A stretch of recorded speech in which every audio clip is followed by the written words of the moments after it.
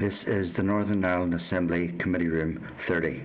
This is the Northern Ireland Assembly Committee Room 30. Thank you. Members, you're very welcome to our meeting this afternoon. Members join us remotely this afternoon through video conferencing are John Stewart, Alex Easton, Diane Dodds, Pat Sheehan and Emma Sheeran. And joining me in the room today is Trevor Lunn. Thank you. Members, as usual, you are allowed and welcome to use your mobile devices as long as they're in airplane mode and muted. Okay, have we received any apologies? Any members, any apologies? No. Okay, thank you. Chair's business. First item of business is I just want to inform members that the House of Commons Procedures Committee is visiting Parliament buildings on Wednesday the 23rd of February. They've asked to meet members of this committee to talk about intergovernmental relations. This has been provisionally scheduled for 10 a.m. in room 115 on that date. Obviously, some members are also at committee at that time, but if members could advise if they are available and inform the clerk, please. The second item of Chair's business is in relation to, I don't think we can meet today without mentioning some of the events of this week, given that we are going to be discussing the development of a strategy to tackle violence against women and girls, by which I mean the findings of an opinion poll which recorded that less than half of women in Northern Ireland feel safe walking the streets, and I think that that's something that we should be very cognizant on in all of our discussions today. But I also want to highlight that the strategy must also recognise the need for respect by men of women and girls, and an absence of misogyny from those, particularly in leadership positions, which very much includes those in politics. And having said that, I think we should move on because we have important work to do.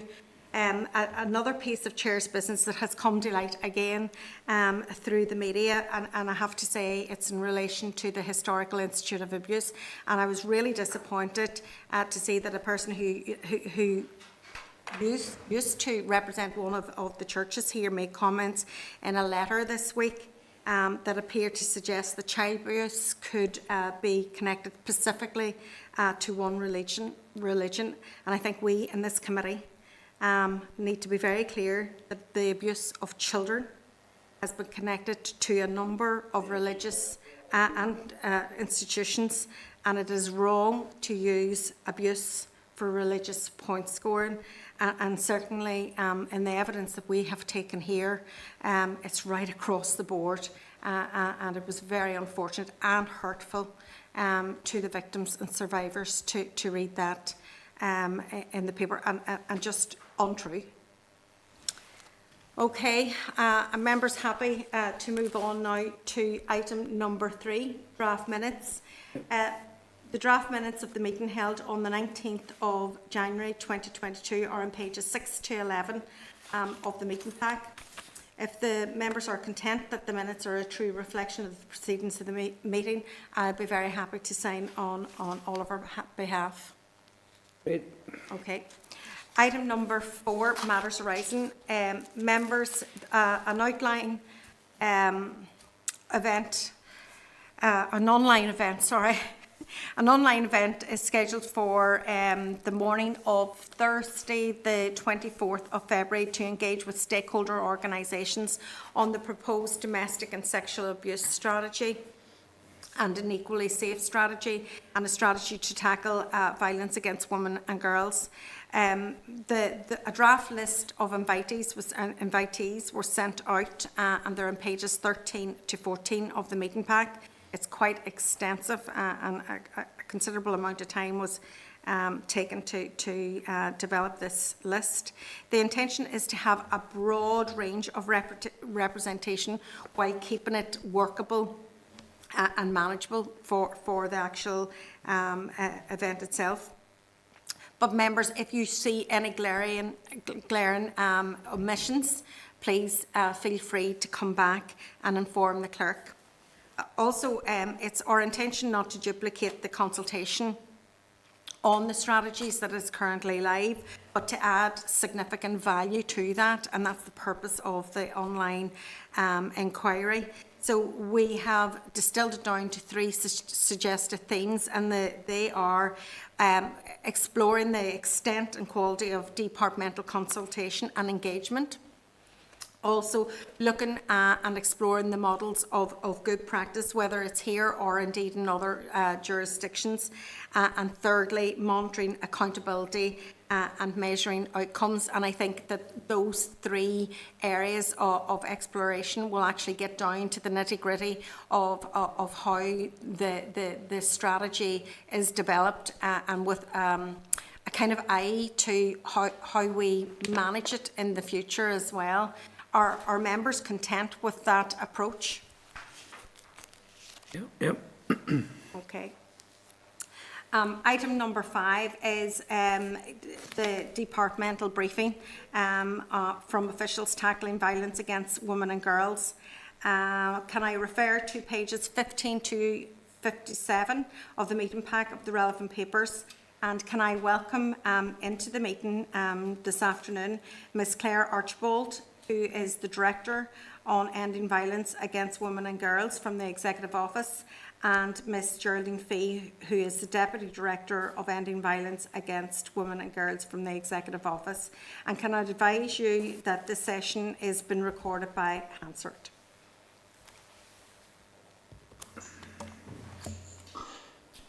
Thank you very much, Chair. Okay. We have an opening statement just about where we are and what we're doing at the minute. I'd like to thank the committee for the opportunity to provide this briefing on the Equally Safe strategy, which is Northern Ireland's strategy to end violence against women and girls. With me today is Geraldine Fee. We had a small team which is working to develop and deliver the strategy. This is an executive priority and a response to the Assembly motion of 23rd of March 2021. Chair, the tragic murder of Ashleen Murphy on the 12th of January has focused attention here and elsewhere, and it's clear that action is needed. I don't need to tell you the terrible femicide statistics we have here. 12 women killed since the start of the pandemic. This is the first violence against women and girls strategy, and we need to make sure that it's both ambitious and effective. Of course, a good deal of work is already being done across departments to tackle violence against women and girls here. For example, there's facilities like the Rowan Centre. There's the suite of DOJ-led legislation on domestic and sexual abuse, which is before the Assembly at present. There are specific projects like the work on forced marriage and female genital mutilation, led by the Department for Health. Of course, there's the overarching gender strategy, led by the Department for Communities. I could go on.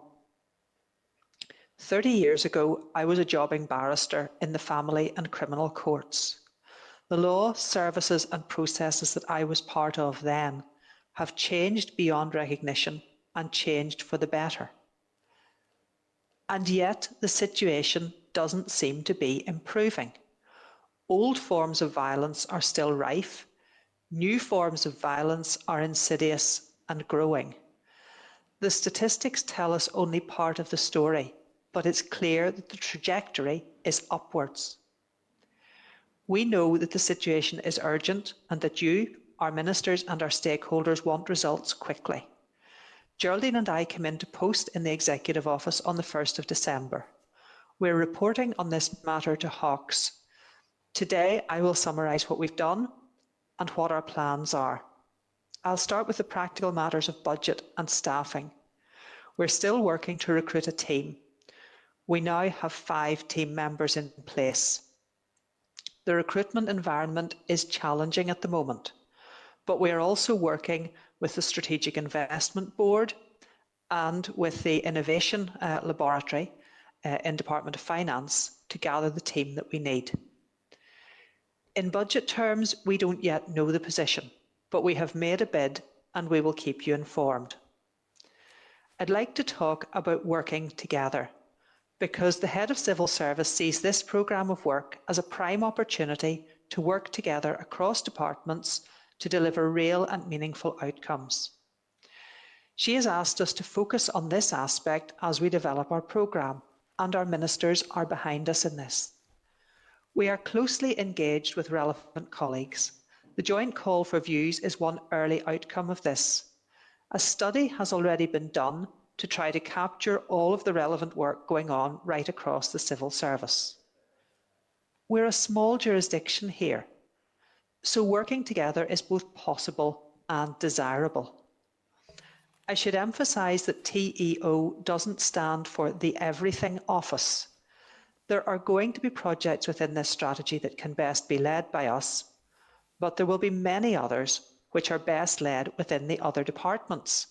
The challenge for us is to pull all of that effort together meaningfully and to make sure that the information, the vision and the support flow between projects as they should. Of course, we're not just going to be working with departments, and now I'd like to talk a little about working with stakeholders. This work has to be done with people, not to people. We're determined that the strategy will be co-designed from the outset, as our ministers have said, and we're looking forward to hearing the views on our vision, the scope and outcomes for our strategy in the current call for views. We're also engaging on a programme of meetings with key stakeholders as we learn the terrain in this business area. We're asking those we meet to suggest others who may not already be part of the conversation. This has to be a whole of society strategy if it's to work, which means including both the dedicated organisations who focus on this issue and also other relevant groups right across civic society. I'd like to think, in addition to thinking about our stakeholders, about our evidence base and to say a little bit about that. If our strategy is going to be effective, it has to be evidence-based. There are two difficulties with that. The first is that the current statistics on things like domestic incidents are incomplete due to underreporting. But more importantly, violence against women and girls has been a taboo subject for many years. It has been hidden from sight by guilt, shame and fear. We need baselines to tell us what actually happens in relation to underreported crimes, to behaviour that is not spoken of, and to damaging attitudes that many of us don't even know we have. We're going to get some information from the call for views and our consultations. We're also going to use the Northern Ireland Life and Times survey to get opinion data. And we're about to commission a focused qualitative research project to make sure our baseline data is accurate. Now, this is of course an area in which there is already a great deal of existing statistics and research. We've already commissioned and received a survey of statistical data in Northern Ireland, and a gap analysis has commenced. The call for views has been issued, and we really are especially grateful to those stakeholder organisations who are helping us to get the views of marginalised groups. A briefing on the relevant domestic and international legal standards has been commissioned, as has a What Works survey of efforts in other countries, and work on both of those are underway. We also intend to commission some briefing papers to round out our knowledge about the root causes of violence against women and girls. I'd like to talk about how we will develop the strategy. This is an ambitious programme of information gathering, but we're focused on the need for urgent action. The work of evidence gathering, engagement and co-design are interwoven from the outset of the strategy. We're still at the early stages of discussing timetables with our stakeholders and with other departments, but our ministers have challenged us to present a strategic framework by the end of the year and a fully populated action plan as soon as possible after that. We hope that the first action plan might run as far as is possible in line with the domestic and sexual abuse strategy, with rolling reports and midterm targets. That's an ambitious timeline, and it will be impacted by any resourcing problems, but that's our aim. Now, the thing that you're all wondering, I'm sure, is what will the strategy contain? I'm reluctant to say too much about our own initial thoughts about that at this stage, like a whole 7 weeks in. But we want to get to the root of the problem. Services for victims of violence will sadly continue to be necessary, as will rehabilitation for perpetrators. But alone, they won't get us to the cultural and societal change that we need to ensure that there are healthy behaviours and attitudes towards women and girls. What we need is a combined whole of government and whole of society effort, which will get in under the criminal offences and the unwanted behaviours that women here endure, to the damaging attitudes formed right from early childhood, which perpetuate the problem and allow those offences and those behaviours to thrive. Nor should we forget that some groups of women and girls will be more vulnerable than others, or even that some of our services and institutions may inadvertently hinder rather than help victims and survivors. You'll be pleased to know that I'm going to be quiet soon. But how do I conclude? In short, we want the new strategy to be evidence-based and collaboratively developed. It will need all departments and all of society to work together. That's a big task, but one we look forward to taking on. I hope that you find questions from members on any of the issues raised. Chair, that's my opening statement.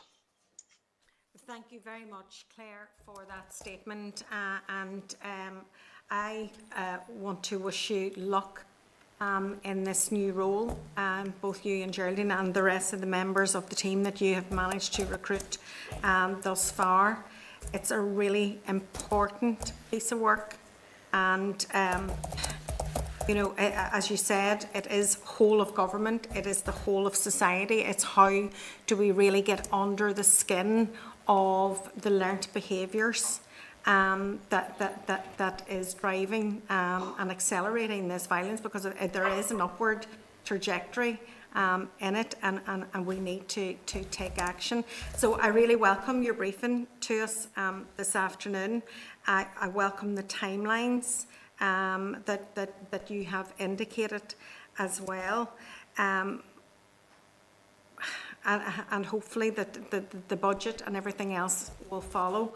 And perhaps I'll ask you maybe later about just exactly what is the essence of the bid that you have made. What you know, have you put forward, so that we can learn more just about that as well. But one of the first questions that I really want to ask you is, just at the beginning of January, the committee received correspondence from the Women's Resource and Development Agency regarding engagement on the feminist recovery, COVID recovery plan. The document stated pretty starkly that engagement by the Executive Office with the women's sector on that subject was poor. More worryingly, other departments did not seem to understand that the gender implications of their actions. So how do you plan to ensure that departments across the Executive understand their responsibilities in relation to the violence against women and girls? And you've very clearly articulated about the collaboration and the co-design aspect of the development of this strategy. So, you know, how are you going to manage that so that women are at the centre of help and support and are engaged from the outset? Well, thank you for that question, Chair. I think it starts with our own best practice. And our own practice is, first of all, to get to know those stakeholders who are already key stakeholders, and then also to reach out beyond that to not just the people we know about, but the groups that we don't know about, and to snowball is the methodology we're using in terms of building our own stakeholder base. We are also getting to know the other departments and getting to know their engagement methodologies as well, and there is a stakeholder advisory group which advises the Department of Justice and the Department of Health on the domestic and sexual abuse strategy, There's also, I'm not sure, I keep forgetting the terminology, but I think of it as another stakeholder advisory group, which advises the Department for Communities on their gender equality strategy. And I think our question is twofold. First of all, how do we plug in to the existing networks? Because they're, these people are busy people, and you don't want government inviting them to 23 different meetings in a week when one meeting would do. But how do we share our knowledge? How do we share our relationships? How do we share our networks? How do we share good practice? And also, how do we mainstream the good practice that we hope there is in those areas, and the good practice that we hope that we will have into any other areas where maybe people are of the right way to do things. And I think that talking to groups is one part of it. The other part of it is making sure that individuals and members of the public have the opportunity to take part as well. And the call for views is a first attempt to do that, where we're engaging with groups. We're engaging through them with their service users, particularly people who have had a traumatic experience of violence against women and girls that is difficult or re-traumatizing to talk about. But also we're looking at research, at opinion surveys, at consultation, all the ways that you can engage the public at large in the conversation. So the short answer, I think, is plugging into existing networks, highlighting existing good practice, modelling good practice, and also listening to our stakeholders and making sure that that they can tell us when we're falling short. Okay. You did mention the timeline that you hope for completion at the end of this year, so December 2022. Last week, the committee wrote to the First Minister and Deputy First Minister to urge immediate action. You also mentioned that you will be urgently focusing on actions and an action plan. So, is it unreasonable to expect the Executive Office to actually initiate actions now in advance of the strategy? Because we do know what needs to be done in some areas about raising awareness. So we had suggested that, look at the possibility of initiating a media strategy, highlighting, and promoting good behaviours of boys and men, something similar to the Greater Manchester media campaign that is currently live. Are you giving that any consideration, and are you giving that any consideration when you're budgeting and planning as well?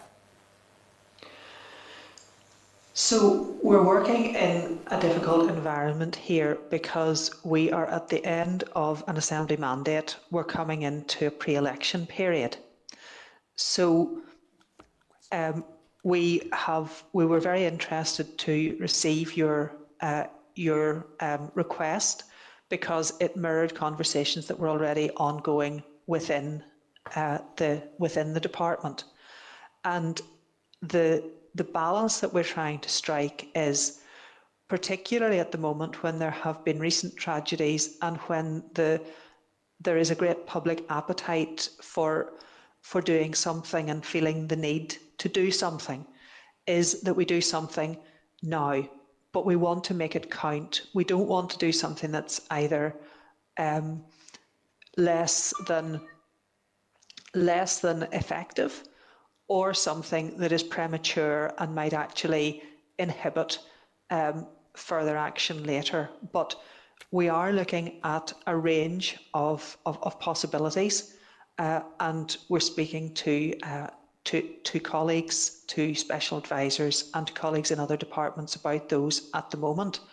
And that includes looking at whether it's possible to do a social media campaign. Now, the advice that we have is that it takes a matter of months rather than days for such a campaign to be launched. But the other thing that we have found in a number of the areas that we thought about is that actually there's already work ongoing, and I think that emphasises for me as well that this has to be a cross-departmental strategy. You know, we're not the everything office, and in fact me and Geraldine and 5 colleagues are not going to fix violence against women on our own. So we want to work together with the other departments and to really begin to work in the way that we mean to go on. But yes, we are thinking about what we can do, because it is an urgent situation and we don't want to lose traction. Thank you. And a significant amount of your work is about education as well. Have you given consideration to your engagement with schools? We are already in conversation with senior officials in the Department for Education. Yes, we are indeed. Okay. And I think that this is a significant piece of work as it stands on its own. But combining the consultations for the domestic and sexual violence and abuse, do you see that there might be some confusion or maybe crossover that might dilute either or? I actually see it the other way, Chair. We've thought about this really very, very deeply. And there is a synergy between the two. The domestic and sexual abuse strategy deals with a particular set of crimes, and it deals with them for all for all victims. So for women, for men, for everyone. The violence against women and girls strategy is wider in terms of the behaviours which are tackled, but it is narrower in that it is a strategy on violence against women and girls.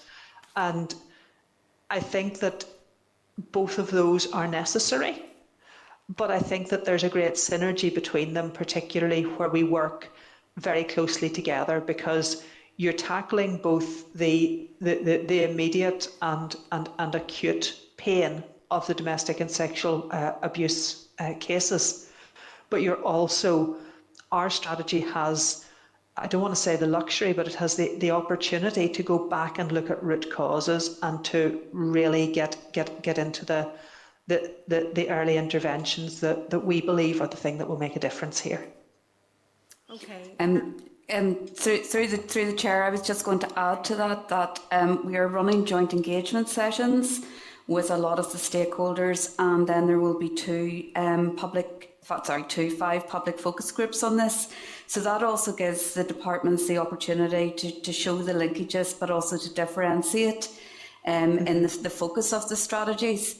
And you know, as Claire says, on balance, given that there is there's most definitely fundamental differences in the strategies, but at the same point, given the nexus and the subject matter and the pressures on stakeholders, I think the combined approach was the one which we consider would be most fruitful. Yeah, absolutely. Absolutely. Geraldine, thank you for that, because that was really important.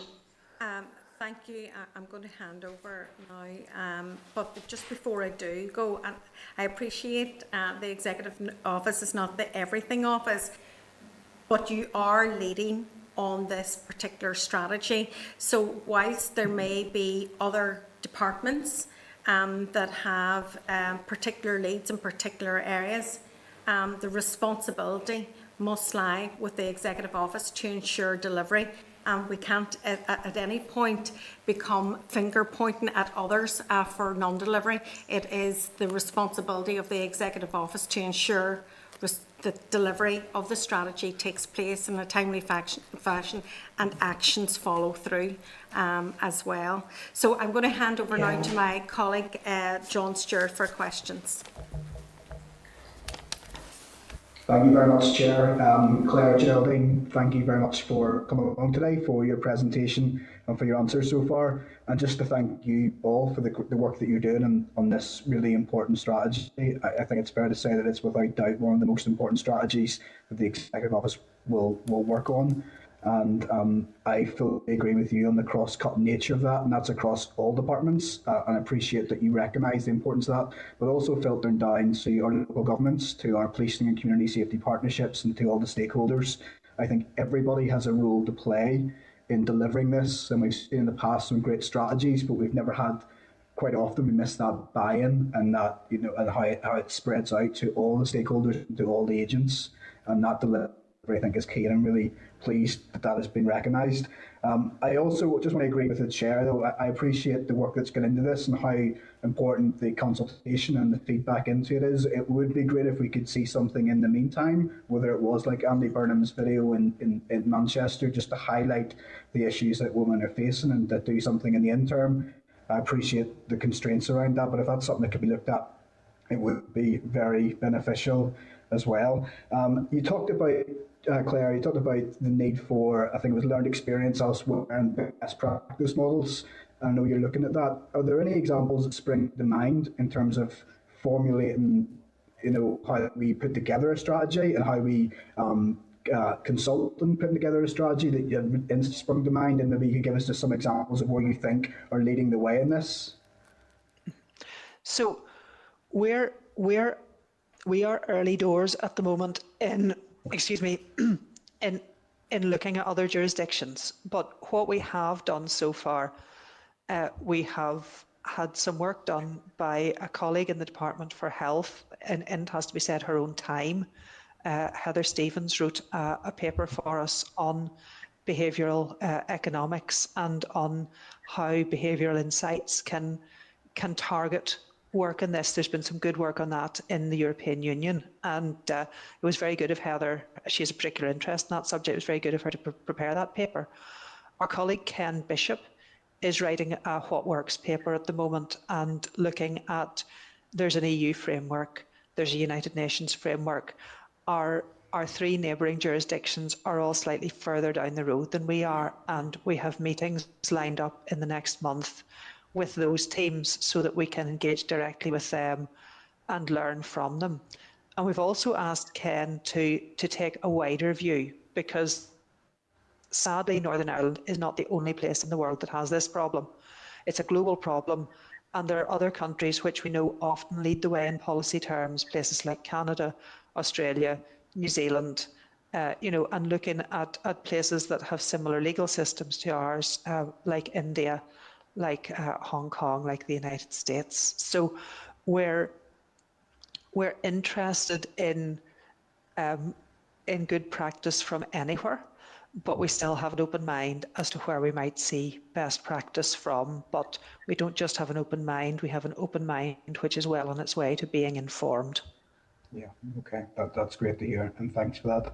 I noticed during my point around PCSPs and councils, you were giving me a thumbs up to say that it is important, and I think you'd agree that they all will have important roles to play in this, because they're at the core face of that in terms of that delivery on the ground, and especially through PCSPs. You also discussed the difficulty, I suppose, where we are chronologically in this, coming towards the end of the mandate, and it's sadly a question that we feel we ask every week when it's strategies or legislation coming forward. Do you have any concerns about the limits of where we're at towards the end of the mandate and the ever-growing political uncertainty that sadly permeates Northern Ireland politics? And is this going to be affected in any way by a delay post-May's election or anything like that? Or can this proceed on the current course and be launched with or without a stable government here? So we have factored the fact that we're coming to the end of mandate into our thinking, and I think it actually gives us the opportunity to spend the pre-election period and spend, the weeks after it when members will hopefully be forming a new executive, in getting our research base really well established. So that works for us. In terms of wider uncertainty, there's always uncertainty, and we go with it. We already have a mandate to do this strategy, so we're going to do the strategy, and I think we'll play it by ear, because that's what we do. But we very much hope that we'll be back in June talking to our departmental committee and getting worked into the new mandate, and getting some good work done together, Okay, thank you again for that. That's all I have today. Just again to thank you both and your entire team for all your efforts. And I know myself and the chair and all the members of the committee will continue to do all we can to support the work that you're doing. So thanks for coming along today. Thank you very much, Chair. Thank you. and thank you to the committee for their support. Thank you, John, for that. Can I bring Pat Sheeran into the spotlight, please? Thank you. Thanks, Joe. It's Pat Sheehan, by the way. Oh, sorry. Beg your pardon. Oh, Pat, my apologies. Thank you. Thanks to Claire and Geraldine for their contributions here today, and it's good to hear that there's evidence gathering going on. First of all, to build baseline data, to find out what works in other jurisdictions, and to ensure that whatever comes out the other end is collaboratively developed, and that's all good. And I'm just wondering, and you mentioned it briefly, Claire, about the role for schools and a mandatory curriculum that would, where teachers could deal with issues like the issue of consent, for example, gender norms, and rape myths and things like that. And we have been dealing in the Education Committee this morning just with a bill going through the Assembly on the provision of free period products. And one of the issues around that also was the stigma attached to menstruation within society. And often in schools, girls are taken away separately to discuss the issue of their periods, and boys aren't involved at all. And, you talked about preventative work going on, and a lot can be done at a very early stage. And I suppose that's why it's important that, this strategy has its foundations in education, with boys as young as possible, that can be taught about, gender equality and issues like that. So I'm just wondering, could you comment on that? So we're still in our call for views phase, and I don't want to inhibit our call for views by looking as if I've taken decisions without either ministerial approval or actually bothering to analyse the views and take them into account. But what you're saying are views that are coming to us from stakeholders as well, and those are certainly issues that we're live to. We're going to be talking to the Department for Education about, and I'm sure those will be matters we'll have to consider in our strategy. Okay, thanks for that. Geraldine, would you like to comment on that also? Just to echo what Claire has said, I mean, we've had 2 stakeholder sessions so far, and the importance of early intervention and the education system has been underscored for us. But as Claire says, we need to take the full round of views which will come to us by the call for views and into account. Again, I mean, the executive has been clear. We're looking for a whole of society, whole of government approach to this, because we're going to be changing cultural norms. So I would say that the changes which society will need to effect will require a lot of thought across a lot of areas. Okay, thanks for that. Thank you, Chair. Thank you, Pat, and apologies again. Can I bring Alex Easton into the spotlight, please?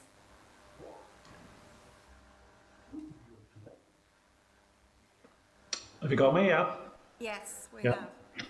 Okay. Thank you so much for your presentation.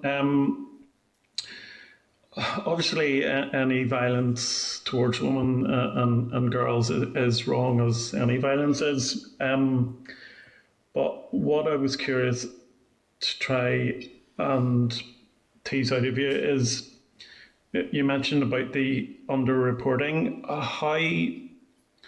How are you planning to find out as best you can the real extent of the underreporting, and how can we encourage more reporting to take place is my first wee question. And also, tackling violence against women and girls is very important, and we need to do that. And thank you so much for what you're doing. But a lot of this abuse starts with emotional and mental abuse. So is that being explored as part of this report, and trying to tackle that as well before it gets to that stage, if that makes sense? I hope. Really, really good questions, Alec. Thank you for that. In terms of underreporting, you don't know what you don't know, but you know, if you look even back at the earliest research there has been in this jurisdiction on domestic abuse, bringing it out in the open, that very good report that Monica McWilliams did years ago. It takes someone who is suffering domestic abuse 11 attacks before they will consider seeking help, on average. And there's a lot of women who don't ever seek help. You know, we know that. We don't know how many of them there are. But as well as that, there's a bigger unknown, which is when you get below the criminal offences. If you think about kind of a pyramid of unacceptable behaviours, there's criminal offences at the top, and then there's a layer of catcalling in the street, of bullying, of emotional abuse, as you say, in the home, in the street, in the community, in the workplace. And some of those things, I mean, it was only having conversation with friends after poor Ashley Murphy's murder, when one of them said, you know, well, whenever I go out jogging, there are men slow down and drive behind you in cars. There are men who shout at you out of car windows. And that has happened to me. But actually, it's so much part of normal life that I had forgotten it. I had forgotten that was a thing that happens to me. And I imagine that I'm not alone in that. So we're interested in getting, and that's what our piece of lived experience research is going to be, not just looking at people who are victims of crime, who know they've been victims of crime, but looking at wider society and seeing what really is the reach and impact of these behaviours which are less than criminal behaviours, but which are part of the problem. So the research is going to need to be well designed. We're going to commission it from people who are expert at this sort of thing, and to make sure that we can get the widest possible view of this, and also to use things like Northern Ireland Life and Times survey to get a snapshot of opinions. There has work been done in Scotland on this, where their Statistics and Research Agency put out questions in their Life and Times survey, or one of those surveys. But you know, if John did this to Mary, would you think that was okay? And just taking a range of things which are a bit borderline, and seeing, you know, what public opinion was on the matter among men and women. And I think it's that sort of thing that we need to look at if we're going to get right down under, as you say, not just the really bad criminal behaviours, but right into the culture and the attitudes that are damaging both to women and to men. And I mean that because misogyny doesn't just demean and diminish women, but it deprives men of a richness and an empathy that is part, I think, of what we'd all agree is a good life. Okay, thank you. Thank you. That was great. Thank you. Okay. Can I bring Diane Dodds into the spotlight? Thank you, Chair, and thank you, Claire, and hello to Geraldine. Really nice to see you again in another life. I didn't realise you'd moved. A couple of things that I want to ask about. We spent this morning, as Pat said, in the Education Committee talking about the Period Products Bill. And there we had the prime example of government in Northern Ireland where nobody wants to take responsibility, or no department wants to take responsibility.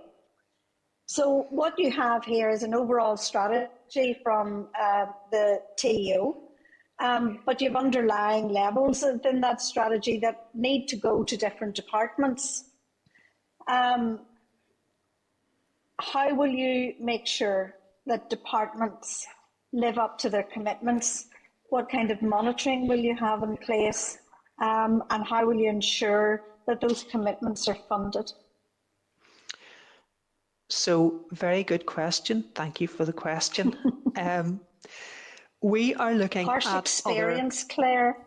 Well, we are looking at other models within Northern Ireland and there are some interesting ones out there of ways that departments can work together.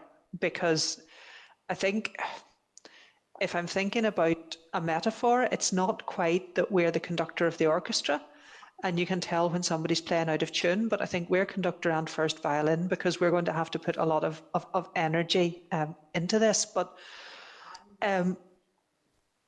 we're thinking about things like the one team model, where there are dedicated team members who are funded from the centre but who go out into departments to do specific work.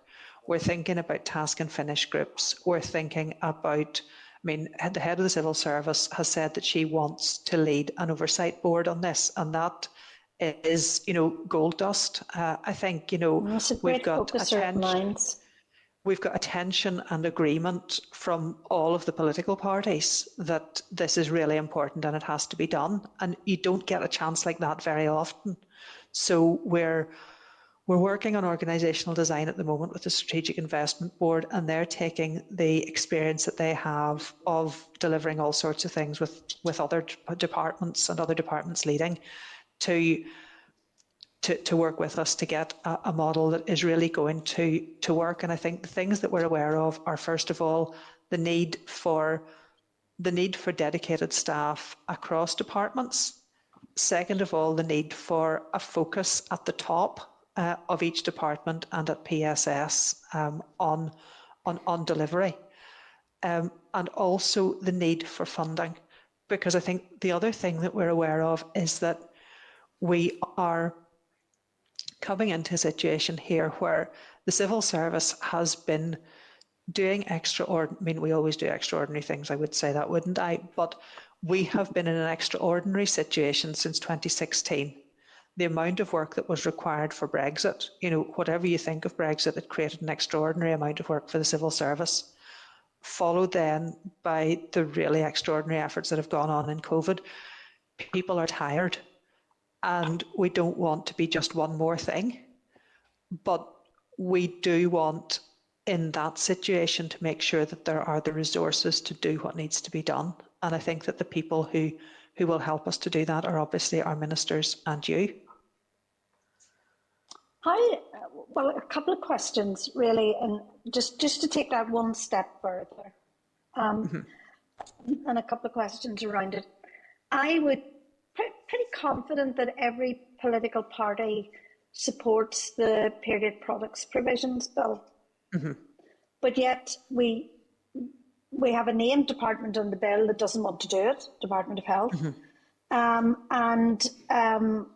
We have a private member who's beaten his head against all kinds of brick walls trying to figure out how to get a department to take responsibility. Because at the end of the day, if the department isn't enthusiastic about it and makes it happen, it won't happen, is the honest truth.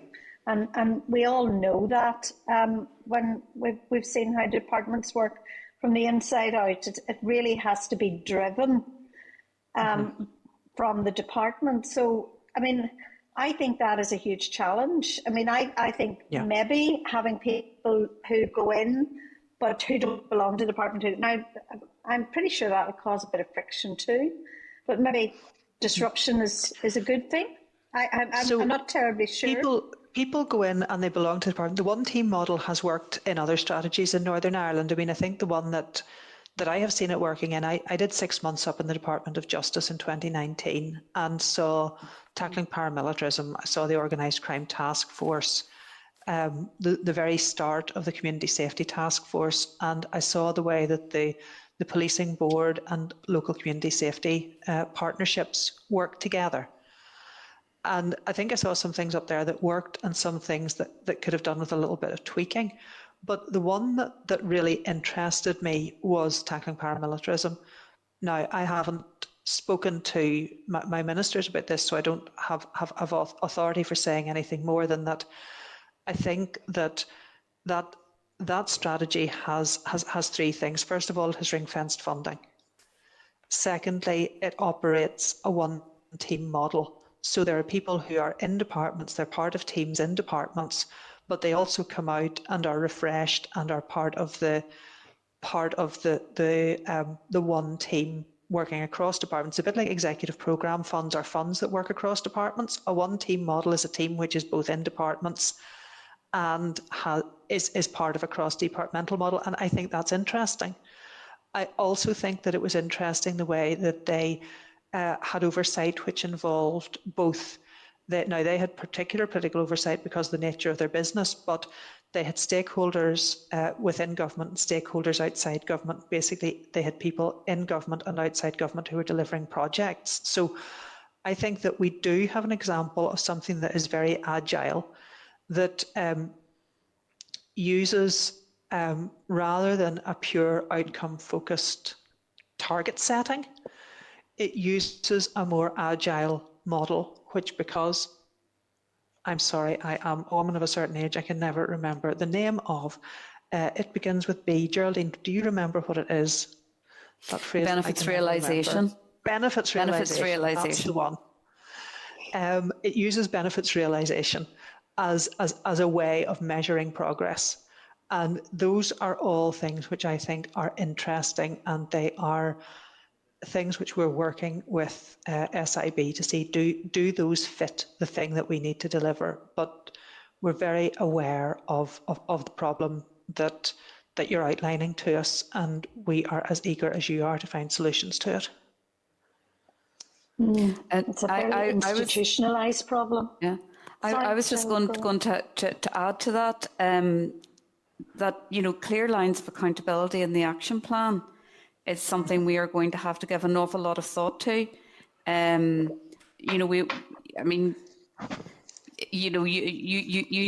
I keep going to default to call you minister, so I'll have to stop that. But you know, Diane, that you know, what gets measured gets done, and I think with the oversight of Hawks in that as well. But as Claire says, we're giving a lot of thought to that because, you know, practically and morally, this can't just be another strategy that sits on the shelf. And on the proof of the pudding will be in the delivery of it. And we're very focused on that, as Claire says, working with SIB and others to see, you know, how you translate the intention into the reality. Well, if you crack this one, ladies, I mean, you will have done us all a huge service within the sphere of government. I mean, I'm going to watch this really, really carefully. I just think that, I mean, as Geraldine says, we can't fail at this one.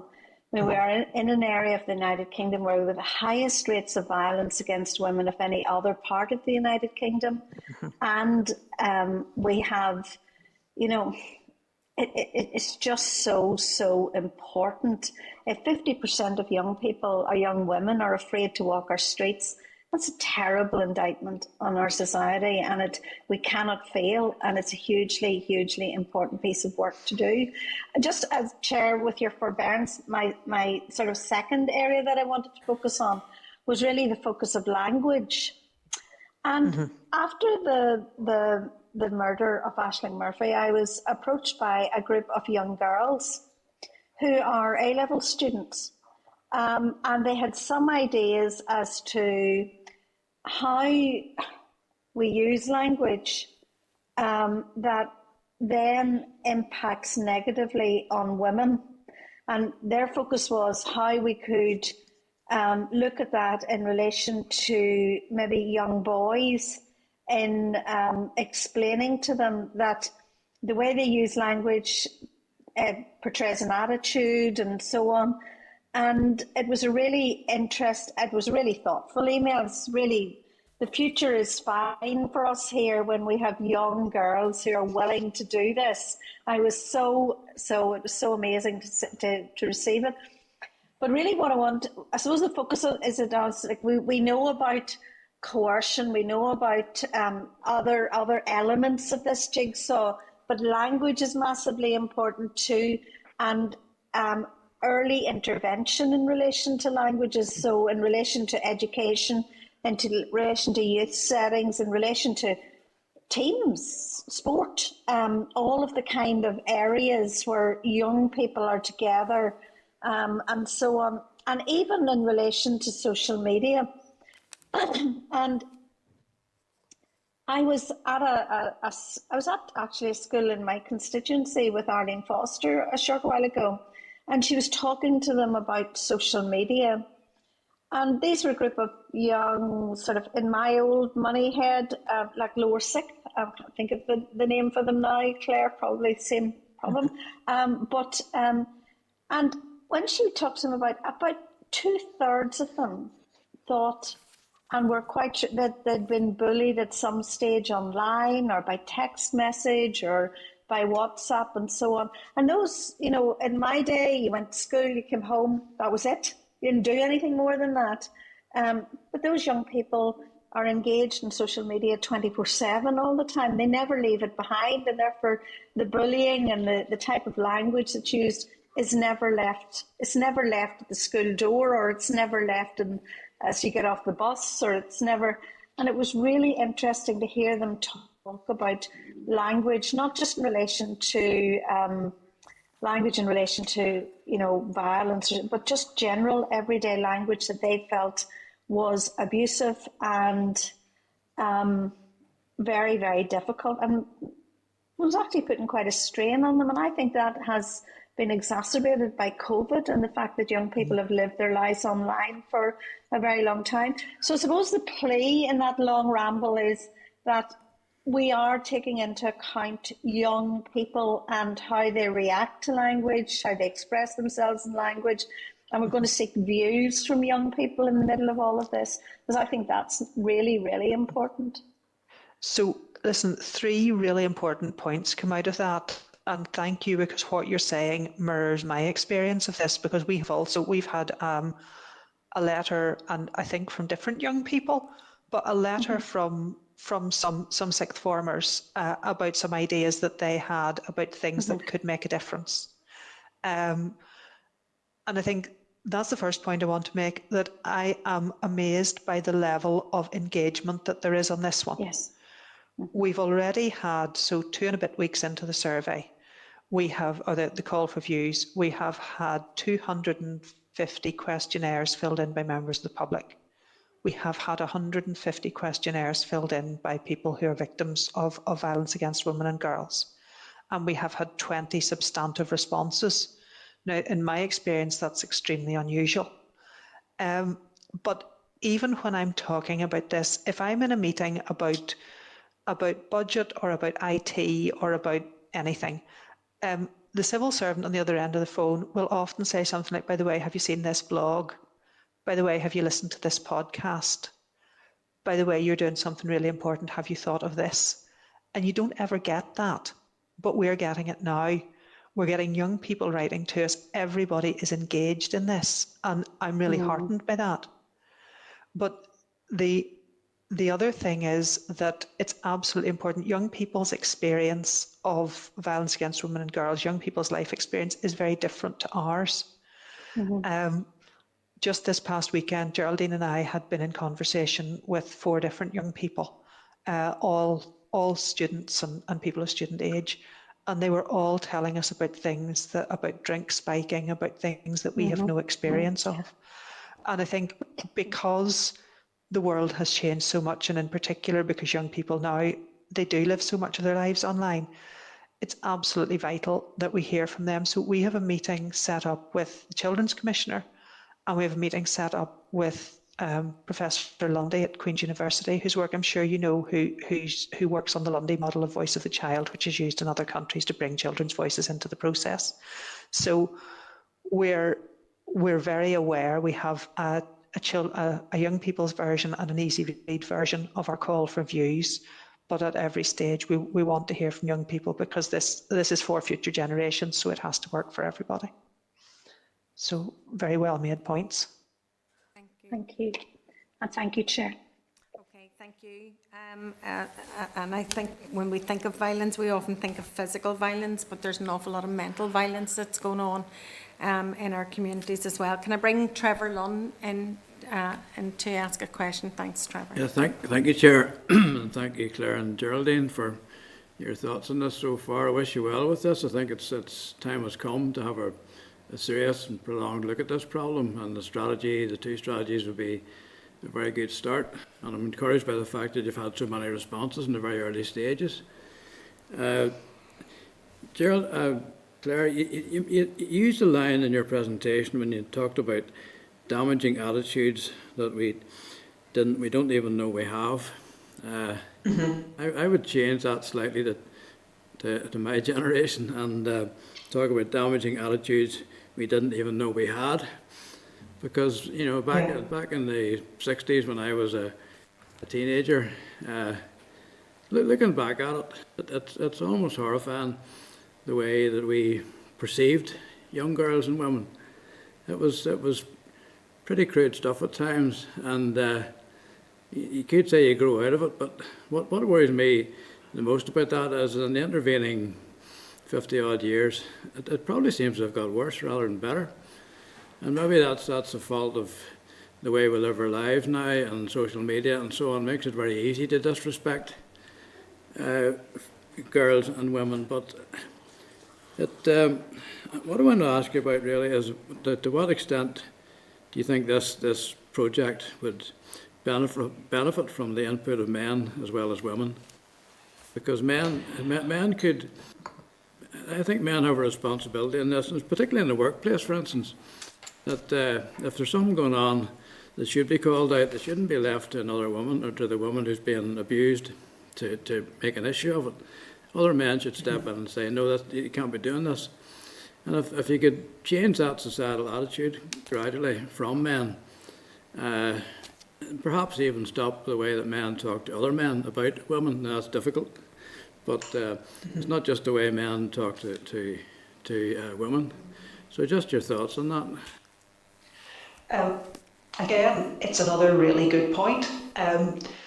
So we have been made aware by our stakeholders of an important modern strand of work in combating violence against women and girls, and it's work with men and boys. And I think we need men's and boys' voices in the debate. But there's also, there's something that everyone can do, and there's a thinker in this area called Jackson Katz who has a TED talk which one of our stakeholders shared with us, and he said when you think about men refusing to be bystanders to even to casual sexism, but being the person who calls it out, he says, it's not fair to put that on women. It's not fair to put that responsibility on young boys. He says it's the alpha males, it's the leaders who, in our society, it's adult men who have power, who are in a position to say, here, mate, that's not on. And he says that, it's not a failure of sensitivity or a failure or just not being woke to not do that. He says it's a failure of leadership. And I think that the idea of encouraging men to take that step, and you hear now sometimes, mostly on Twitter to be fair, but of situations where a woman has felt unsafe, or she's been getting hassle in a train or on a bus, and another member of the public, sometimes a woman or a group of women, but sometimes a man, steps in and deflects and diffuses the situation. There are ways of doing that, and getting sports groups, getting schools, getting colleges talking about that is one of the things that our stakeholders have been drawing to our attention. And there's good practice models in terms of providing a little bit of input that will help people to think about how to do that and how to do it safely as well. So I think it's a fertile field, and one that our stakeholders are drawing to our attention. Yes, thanks for that. Sorry, go ahead.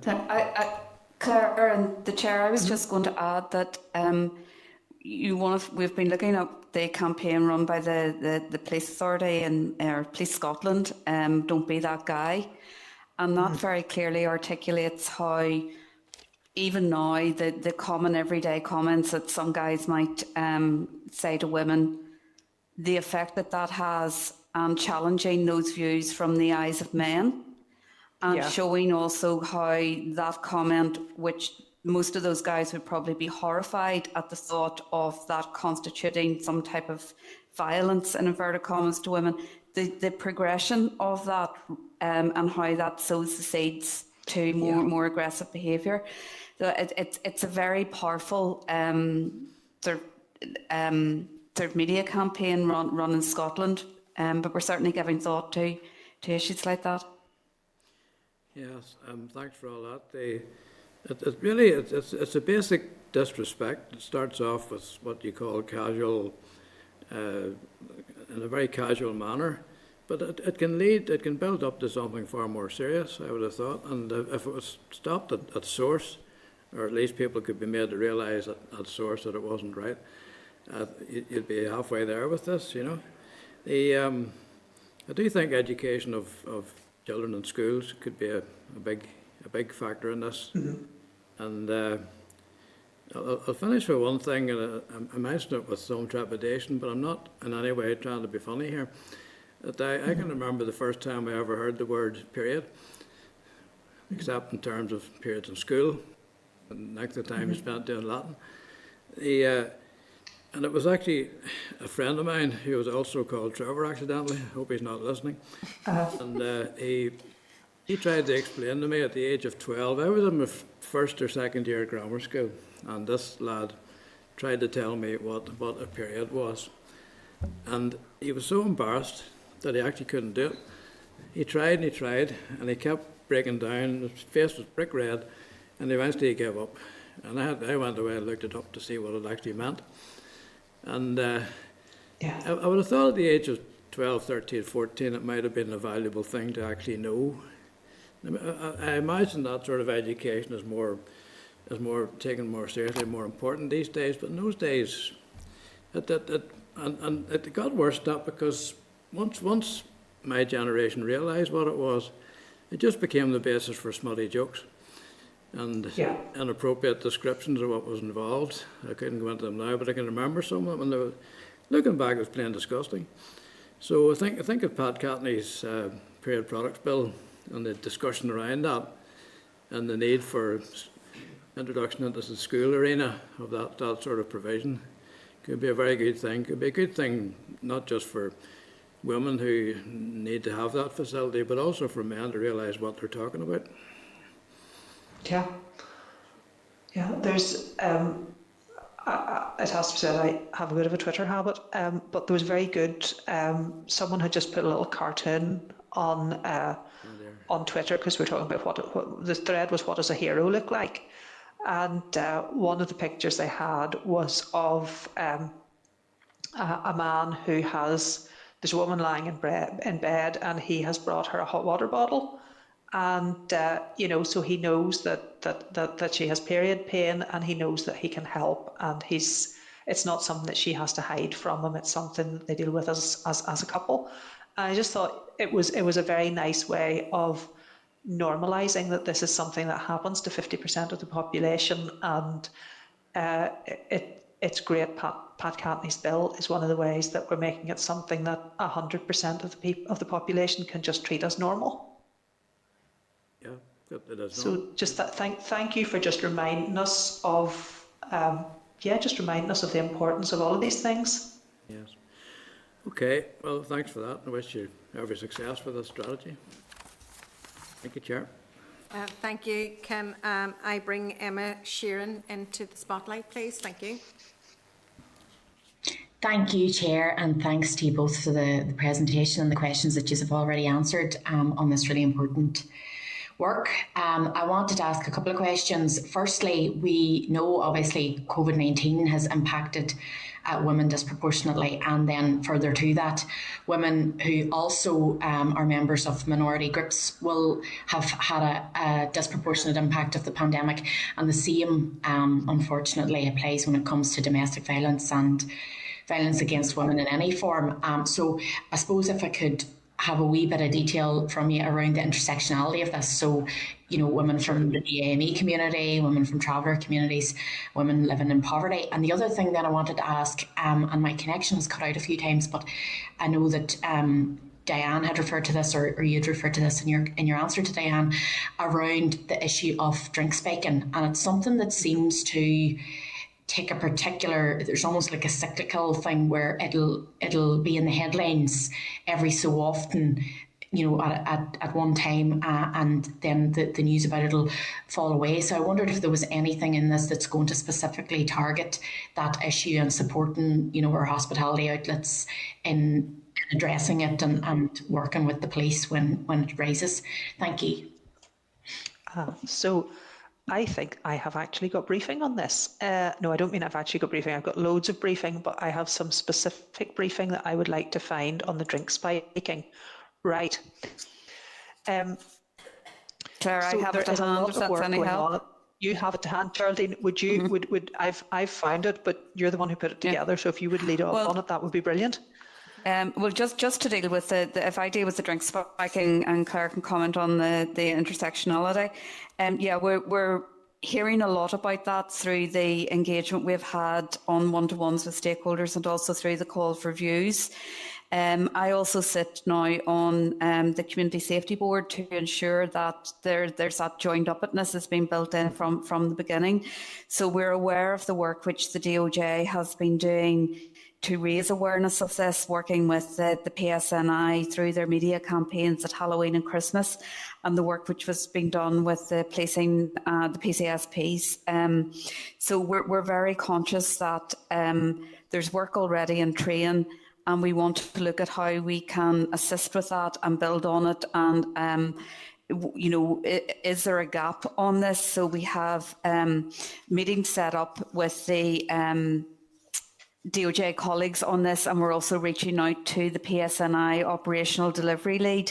We're aware that the PSNI have been working at a national level through the National Police Chief Council to develop guidance through the Operation Leicester initiative, and that has been shared with venues and with hospitality.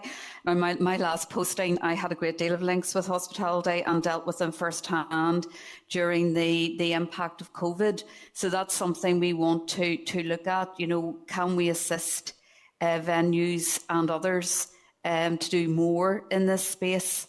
And conscious that of the efforts that they have already been making. We're already aware of the specific briefings which were given to the Derry City and Strabane district policing in the district policing district, given a specific problem there. So we're aware of the issue and the range of things ongoing, and we're looking to see what more can be done in that space, what we can facilitate, what we might be able to augment.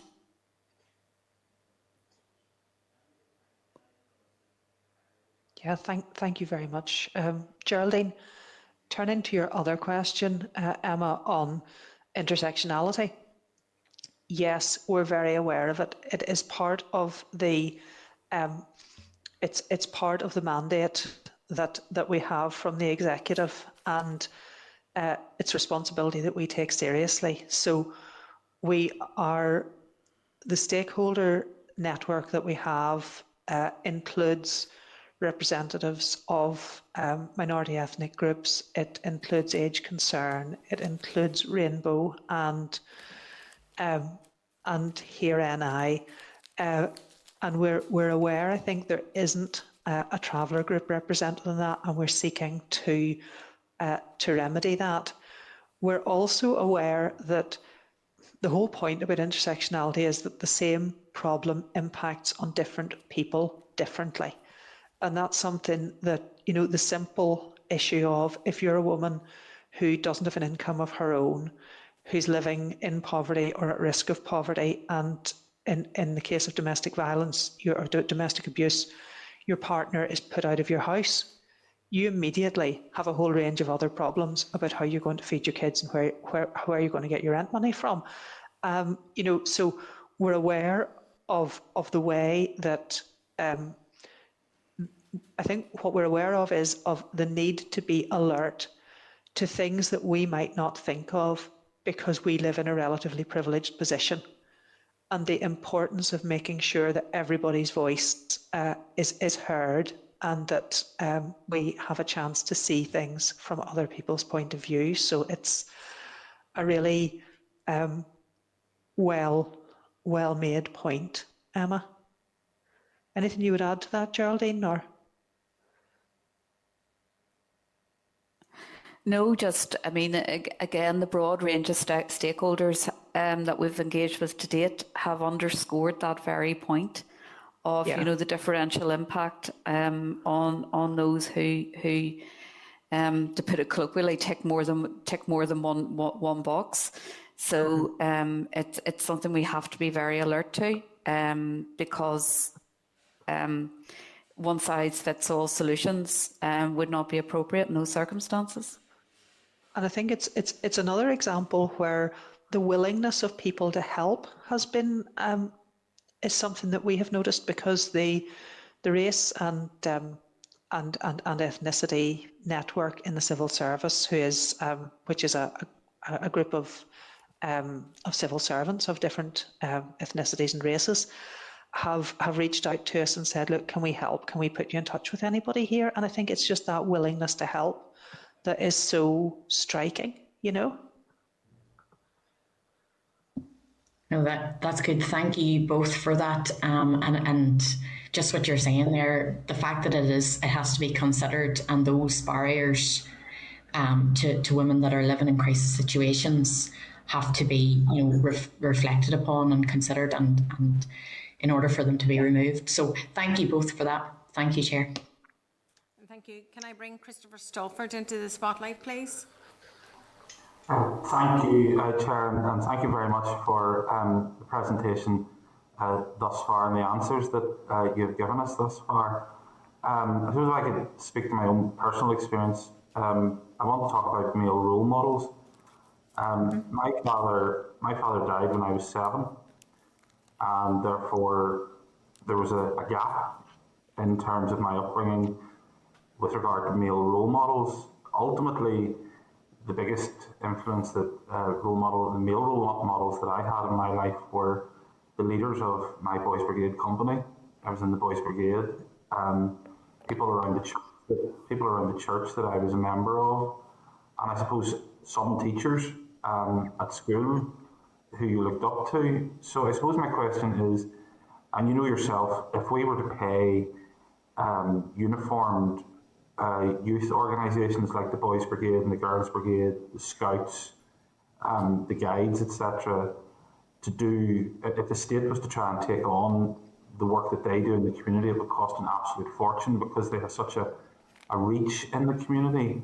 So I was just wondering what sort of engagement there has been with groups like the Boys Brigade and Girls Brigade, youth clubs and stuff like that around the place, because for many, many young people, particularly in homes where, for whatever reason, dad just isn't present, then it's important that that positive sort of male influence is felt.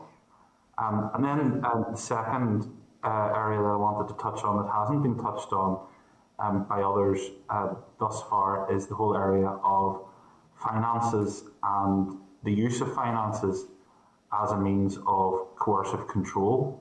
And the chair of this committee was previously on the Economy Committee with me. I think she was the deputy chair of the Economy Committee at that time. And I recall when we were bringing in the High Street voucher scheme, which has been a massive success, but I recall being very clear then that I was of the view, and the Department for the Economy followed through on this, I was of the view that those cards and the value of those cards should be sort of limited to one £100 card per individual, rather than, say there was 3 individuals of adult age in a house, one card for £300 being made out to a single individual, because 9 times out of 10 that single individual will be the head of the household, who will usually be male. And that, my concern there was in terms of the use of those cards, control of money, control of finances, and you mentioned this earlier, control of money and control of finances can often be used as a means of controlling people. And so I was just wondering if you wanted to touch upon, one, the role and the engagement of youth organisations, and two, the whole area of finance as a means of coercive control, and how you think that we could best tackle that. Thank you. So, Christopher, first of all, thank you very much for sharing your own experience and your own experience of those positive role models that you had as a young man, because I think the difference between this policy and other policies is that it affects us all, and I think your experience speaks to how important youth organisations can be.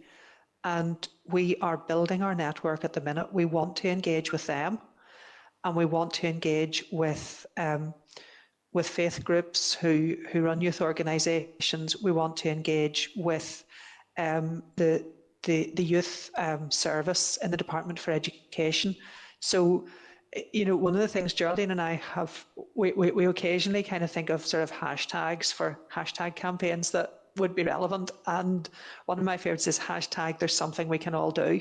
It's not a very good hashtag because it's too long, but I think, but it's not. I never say it. I never say it because, unlike most politicians, have the good grace or the good wit to stay off Twitter. That's a side. But you're absolutely right. There's something for everybody to do, and particularly for positive role models. And another organisation that I have noticed during the pandemic is Men's Shed. And the Men's Shed near where I live, they have access to a patch of open ground, and they have turned a huge stack of scrap wood into an adventure playground and a picnic area, so that once they were able to socialise, they were able to bring, and there's a sign up above the gate that says grandchildren welcome. And during that time when they weren't able to socialise and to see their grandchildren, they were able to be outside and to make this fantastic play area.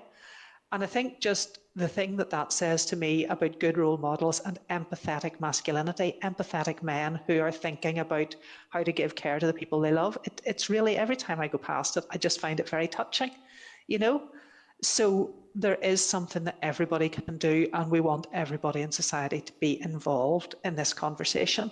And I think on coercive control and financial control, congratulations to the Economy Committee, because I think that going forward, that sort of conversation that you were having about, hold on, but how does this affect women who might be in a coercive controlling relationship, is going to be really important in all sorts of policy making. And I suppose, how we mainstream that is an interesting question, but you're absolutely right to identify all of the ways in which control can happen and all of the things that can contribute to it. So specific legal responses to domestic and sexual abuse will come within the DOJ-DOH strategy. But the way that we all need to work together to make sure that everything fits together and everything aligns, it's for this committee and it's for us as well. So thank you.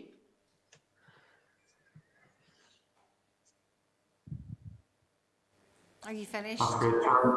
Okay. Yes, that's great. Thank you very much. Thank you. Okay, Christopher, can I bring in Pádraig Delargy, please, into the spotlight? Thank you. Thanks, Chair. Can you hear me okay? Yeah, can hear you. Okay. Yeah, most of the points have already been raised, really, I suppose. Obviously, for me, as a representative from Derry, one of the issues that had been raised a lot with me was around the spiking. So thanks for touching on that and just kind of clearing up a lot of questions around that. I suppose the only outstanding point that I had really was just around the strategy in terms of considering the pandemic. and lockdown, and what effect that has had on violence against women and girls? So we know some of that, but we don't have the full picture yet. And just today, so there's a document called, I'm sorry, names of things, and I have a difficult relationship at the moment. There is a great slide deck from NISRA, which is all of the statistics about every aspect of life here. And I was just engaging with NISRA today to see the last edition of that is March 21, to see has that been further updated to kind of take us right through the pandemic.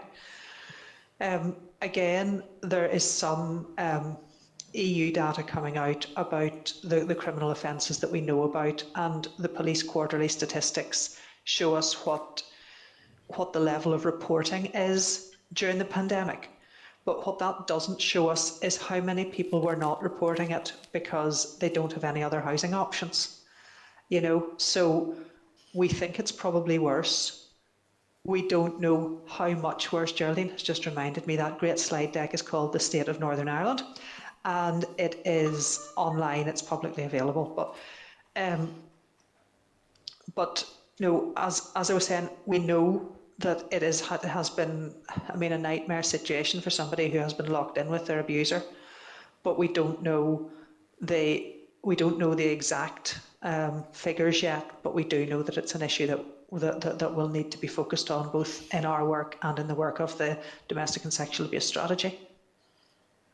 Thanks for that, Claire. And I'm sure probably, as you say, you know, that picture will build and will change, unfortunately, as time goes on, and probably more instances will come to light. But it just, I'm glad to hear that it will be considered as part of the strategy. Yeah. And thank you again for all the work that you're doing. Thank you. You're welcome. It must be difficult being the last committee member to ask questions, because you've all been very thorough with us. Well, thank you very much, Claire and Geraldine.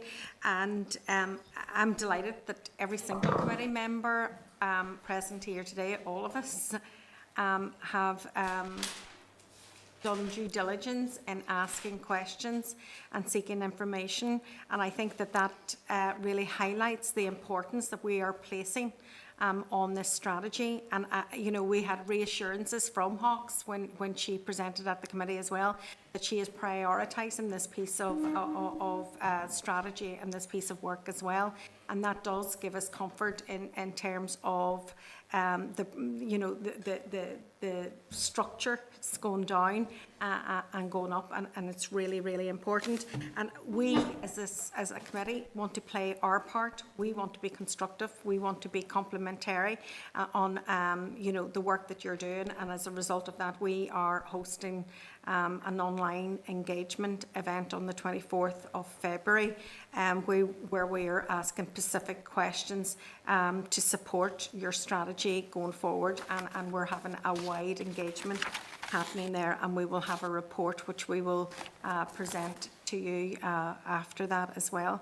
But in the meantime, thank you very much for your briefing this afternoon, and thank you for the work that you've done to date. There's an immense amount of work, there's an immense amount of data gathering and interrogation of that data, and to get really under the, as I said earlier, under the skin of just cultures and behaviours, so that we can tackle this and we can tackle it collectively as a society. So thank you very much, and no doubt we'll be having you back and reporting to you our findings as well. Thank you. Thank you very much indeed. Okay, thanks to everyone that has made contributions there. And I suppose the action that we are taking as a result of that briefing is the online micro-inquiry that we are scheduled to deliver on the 24th of February. Does any of the committee members have any other areas or issues that they want us to take forward as a result of the briefing?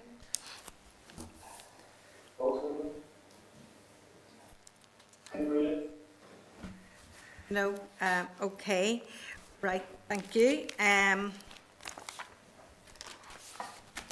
Our next piece of business is item number 5, and it's in relation to the Fair Employment School Teachers Bill, and we are having an oral briefing this afternoon from the bill sponsor. And can I welcome to the meeting Chris Lyttle? You're very, very welcome. Chris and I work in other areas to do with childcare as well. So he is passionate about fair employment and equality and all of that. So I'm looking forward just to hearing his thoughts on the bill as it progresses. So I'm going to hand over to you. Can I advise you that this has been Hansard as well? Thank you. Thanks very much indeed, Chairperson. I realise you've had a busy schedule today, so I'll do my best to be as concise as possible. Can I start by thanking you and all the members of the Executive Office Committee for the invitation to meet with you today and for the proactive approach you're taking to the Fair Employment School Teachers Bill that I've introduced in the Assembly, and which I still hope could be advanced to the Executive Office Committee stage as soon as possible.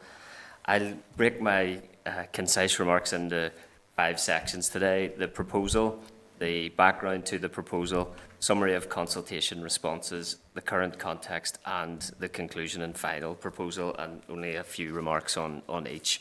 The proposal is the Fair Employment School Teachers Bill that would remove the exclusion of teachers from the Fair Employment and Treatment Northern Ireland Order 1998 and afford teachers the same legal protection from discrimination on the grounds of religious belief in recruitment as other employees.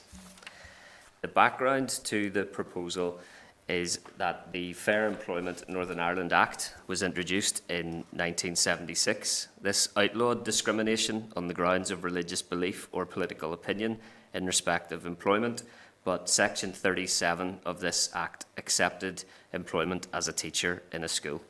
The Act was amended and supplemented by the Fair Employment Northern Ireland Act 1989, which introduced employment monitoring, but the teacher's exception remained in place. The Fair Employment and Treatment Northern Ireland Order 1998 consolidated the earlier acts, continuing the prohibition of discrimination in the field of employment, but Part 8, Article 71, Paragraph 1 states this order does not apply to or in relation to employment as a teacher in a school. In 2003, this provision was narrowed, so it only applies to recruitment and promotion as a teacher to meet the requirements of an EU directive on equal treatment in employment and occupation. The consequence of all of this is that the teacher exception from FEDO is that schools are legally permitted to use religious belief as grounds on which to discriminate between candidates for teaching posts, whilst almost all workers can rely on legislation to protect them from discrimination on the grounds of their faith. That protection is denied to teachers. In terms of background then, in research, the UNESCO Centre at Ulster University published a paper on employment mobility of teachers and the FEDO exception as part of their Transforming Education programme. And notably, the report concludes that in a post-conflict, increasingly multicultural society, the FEDO exception appears to be something of an anachronism. The Equality Commission has also recommended the removal of the exception in the employment provisions of the Fair Employment and Treatment Northern Ireland Order 1998 as regards the recruitment of teachers in secondary level schools, and that early consideration be given as to whether the exception should also be removed for primary level schools. That recommendation, however, was made in 2004. The Northern Ireland Human Rights Commission has previously called for the fair employment exception to be reviewed and welcomed further consideration of this issue. In terms of summary of the consultation response, I conducted a public consultation in April to June 2021, and the response indicated significant support for the proposal. When asked, do you support removing the exception of teachers from the Fair Employment and Treatment Order for secondary teachers, 94.3% responded yes, 5.9% said no. When asked, do you support removing the exception of teachers from the Fair Employment and Treatment Order for primary teachers, 93.8% said yes and 6.2% said no. Some of the notable feedback was that this is an outdated concept when trying to break down community barriers and promote people living together in a peaceful society. Other feedback included, I have not been shortlisted for jobs that I believe to be on the basis of religious background. I've been given an interview but told that I would not be able to uphold the ethos of the school on religious grounds, and religious background should not be considered in any form for employment. Some other feedback as well there that I'll be glad to share with the committee. In terms of engagement with key stakeholders, I've engaged directly with teaching unions, all of whom now seem to support the proposal, and NASUT and NAHT have publicly supported the proposal. I engaged also with the Council for Catholic Maintained Schools, who notably sought assurance that the Catholic ethos could be respected and maintained in any repeal of Article 71 of FEDO. And CCMS also suggested that secondary level may be more appropriate for any legislative change, and that secondary leadership could be required to have the Certificate of Religious Education. I also engaged with the Transfers Representative Council, who reiterated their support for equality of opportunity in teacher recruitment and opposition to unfair discrimination on the grounds of religion or belief, and gave their commitment to further engage with the legislation at the appropriate stages. In terms of the current context, on May 17, 2021, the Assembly debated and unanimously supported a motion which stated, "It is unacceptable that teachers should be excluded from protection from discrimination in employment on the grounds of religious belief," and called on the First Minister and Deputy First Minister to urgently repeal this exemption to ensure equal opportunities in employment are afforded to all without exception. All members spoke in support of that motion, and again I can provide the committee with the record in that regard. In inclusion, Chair, I've conducted public consultation, engaged with key stakeholders, considered the current context, and I am convinced that there is broad political and public support for the changes proposed in the bill, and I do regard it as untenable that teachers are excluded from such legal protections that are afforded to almost all other employees, and think it is unacceptable for yet another Assembly mandate to pass without legislative action to remedy this anachronistic exclusion of teachers from fair employment protection. Thank you. Thank you, Chris, for that very succinct position. Obviously, from a party's perspective, and I'm speaking now as a party's perspective, I'm very sympathetic to that change of law. I think it's really an outdated concept. The world has moved on, and no one, absolutely no one, should not should not be excluded from a job because of their religious beliefs, and that. So that's I'm saying that from the outset, but.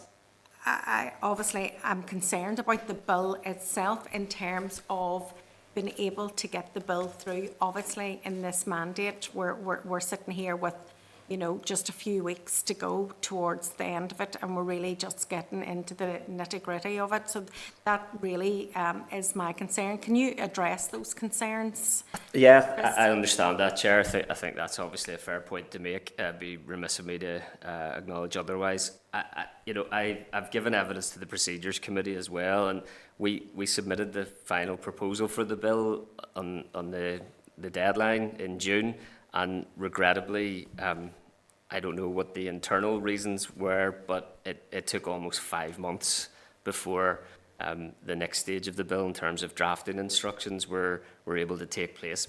We are where we are. That is what it is.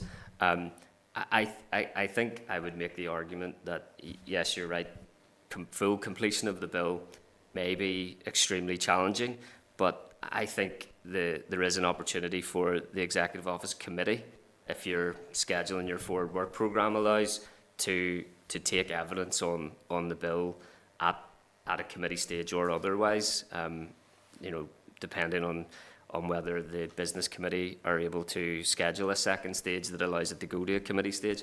And I guess if I was to ask one thing, it might be that if the Executive Office thinks this is a an urgent and Executive Office Committee thinks this is an urgent enough issue, that you would write to the Business Committee and ask for early scheduling of a second stage to permit debate of the principles of the bill and possibly a committee stage, as you would have a much better opportunity then to publicly engage with some of those key stakeholders.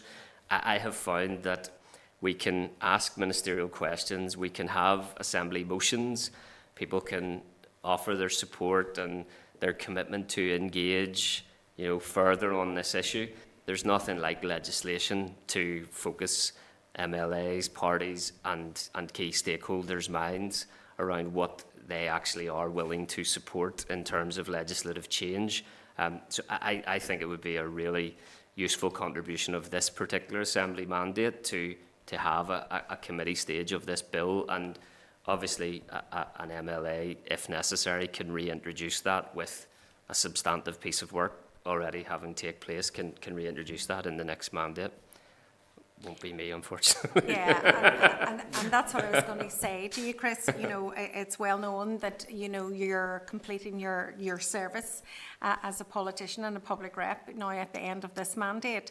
So if it wasn't completed, it would be incumbent on another rep or indeed a minister to pick this up and run with it. My concern is, and I just want to talk through this, and I suppose with the other committee members as well, my concern is that we've already in advance done a call to evidence, or for evidence, and that closes on the 7th of March. Like, it is tight, Chris, it's beyond tight, really. It is. And my concern is that we do this work, and we want to do the work, is that, it closes off at the end when we go into PERDA, and then we await, if it's brought before.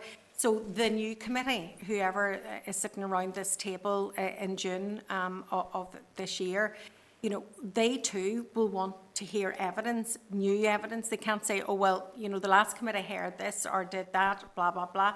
They'll say, well, I didn't, I wasn't here. So there is like a duplication of some of the work. Now, I'm just been really challenging towards you, Chris, because that's entirely fair, there is a reality, and like it feels as if we're bringing down a plane to land and we've run out of runway. And with all the goodwill in the world, we can't get it on the tarmac.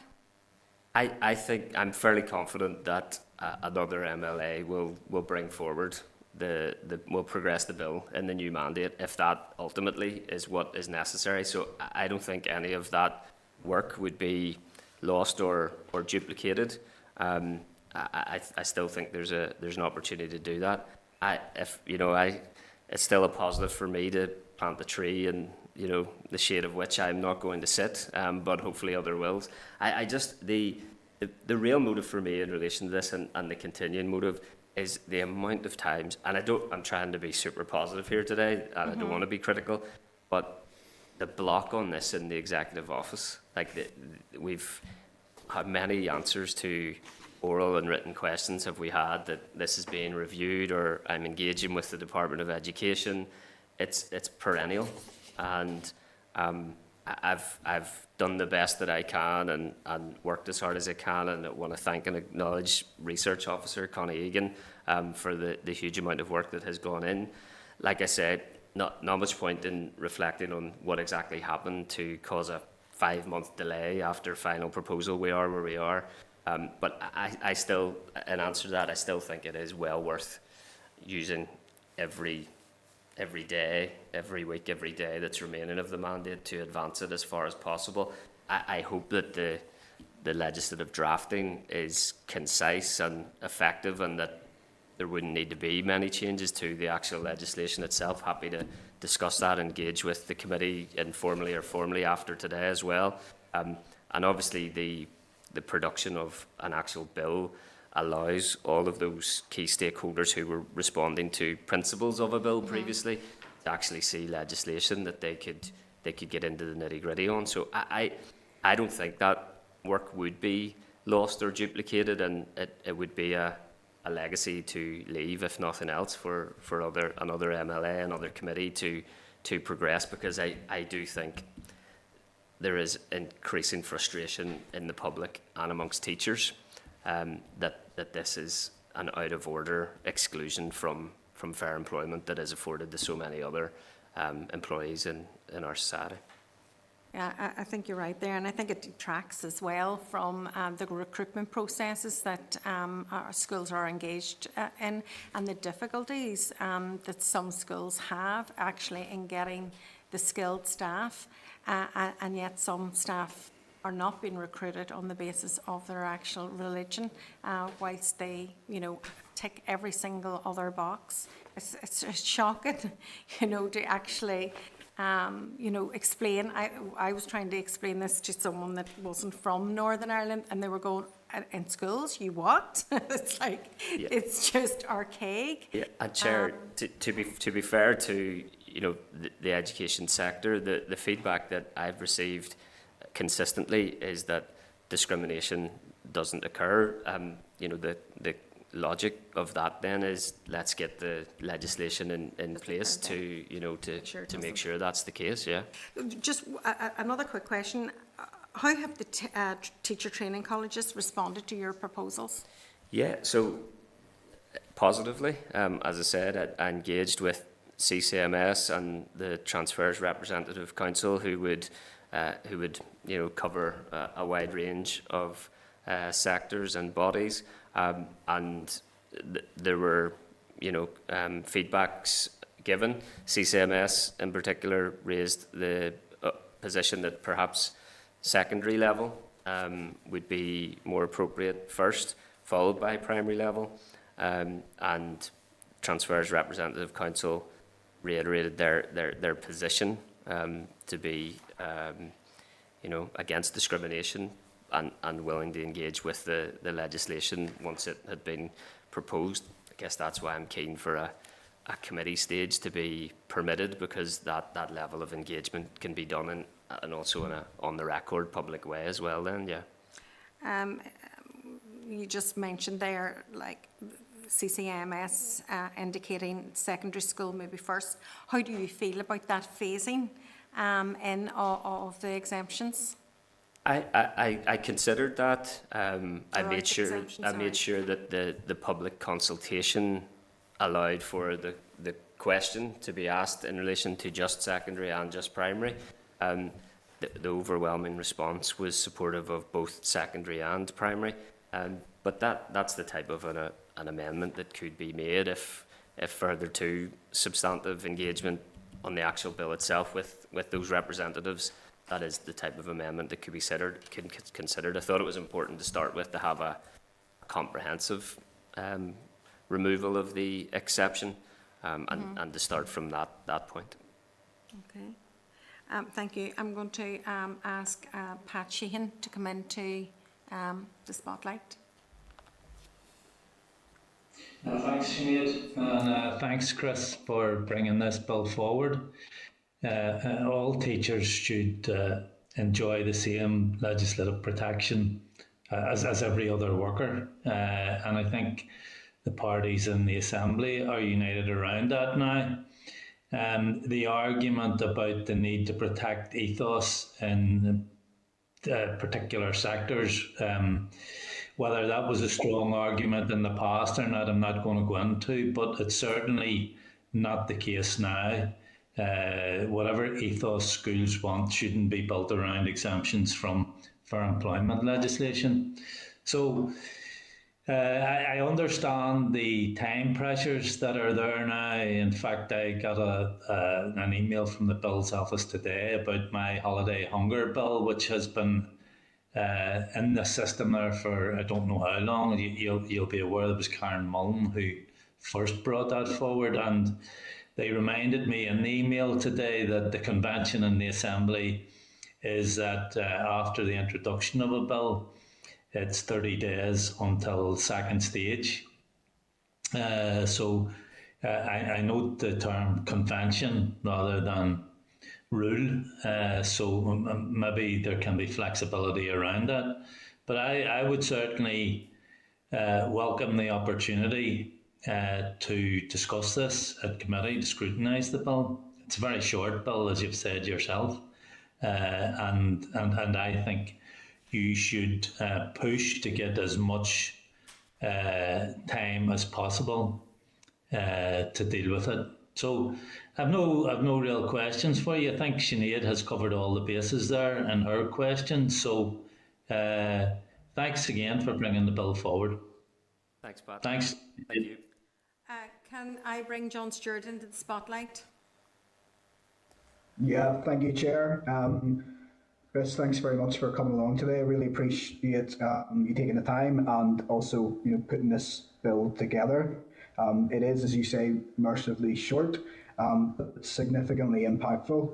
And I know you've been championing this cause for some time, as have I, at various question times in the Chamber and written submissions.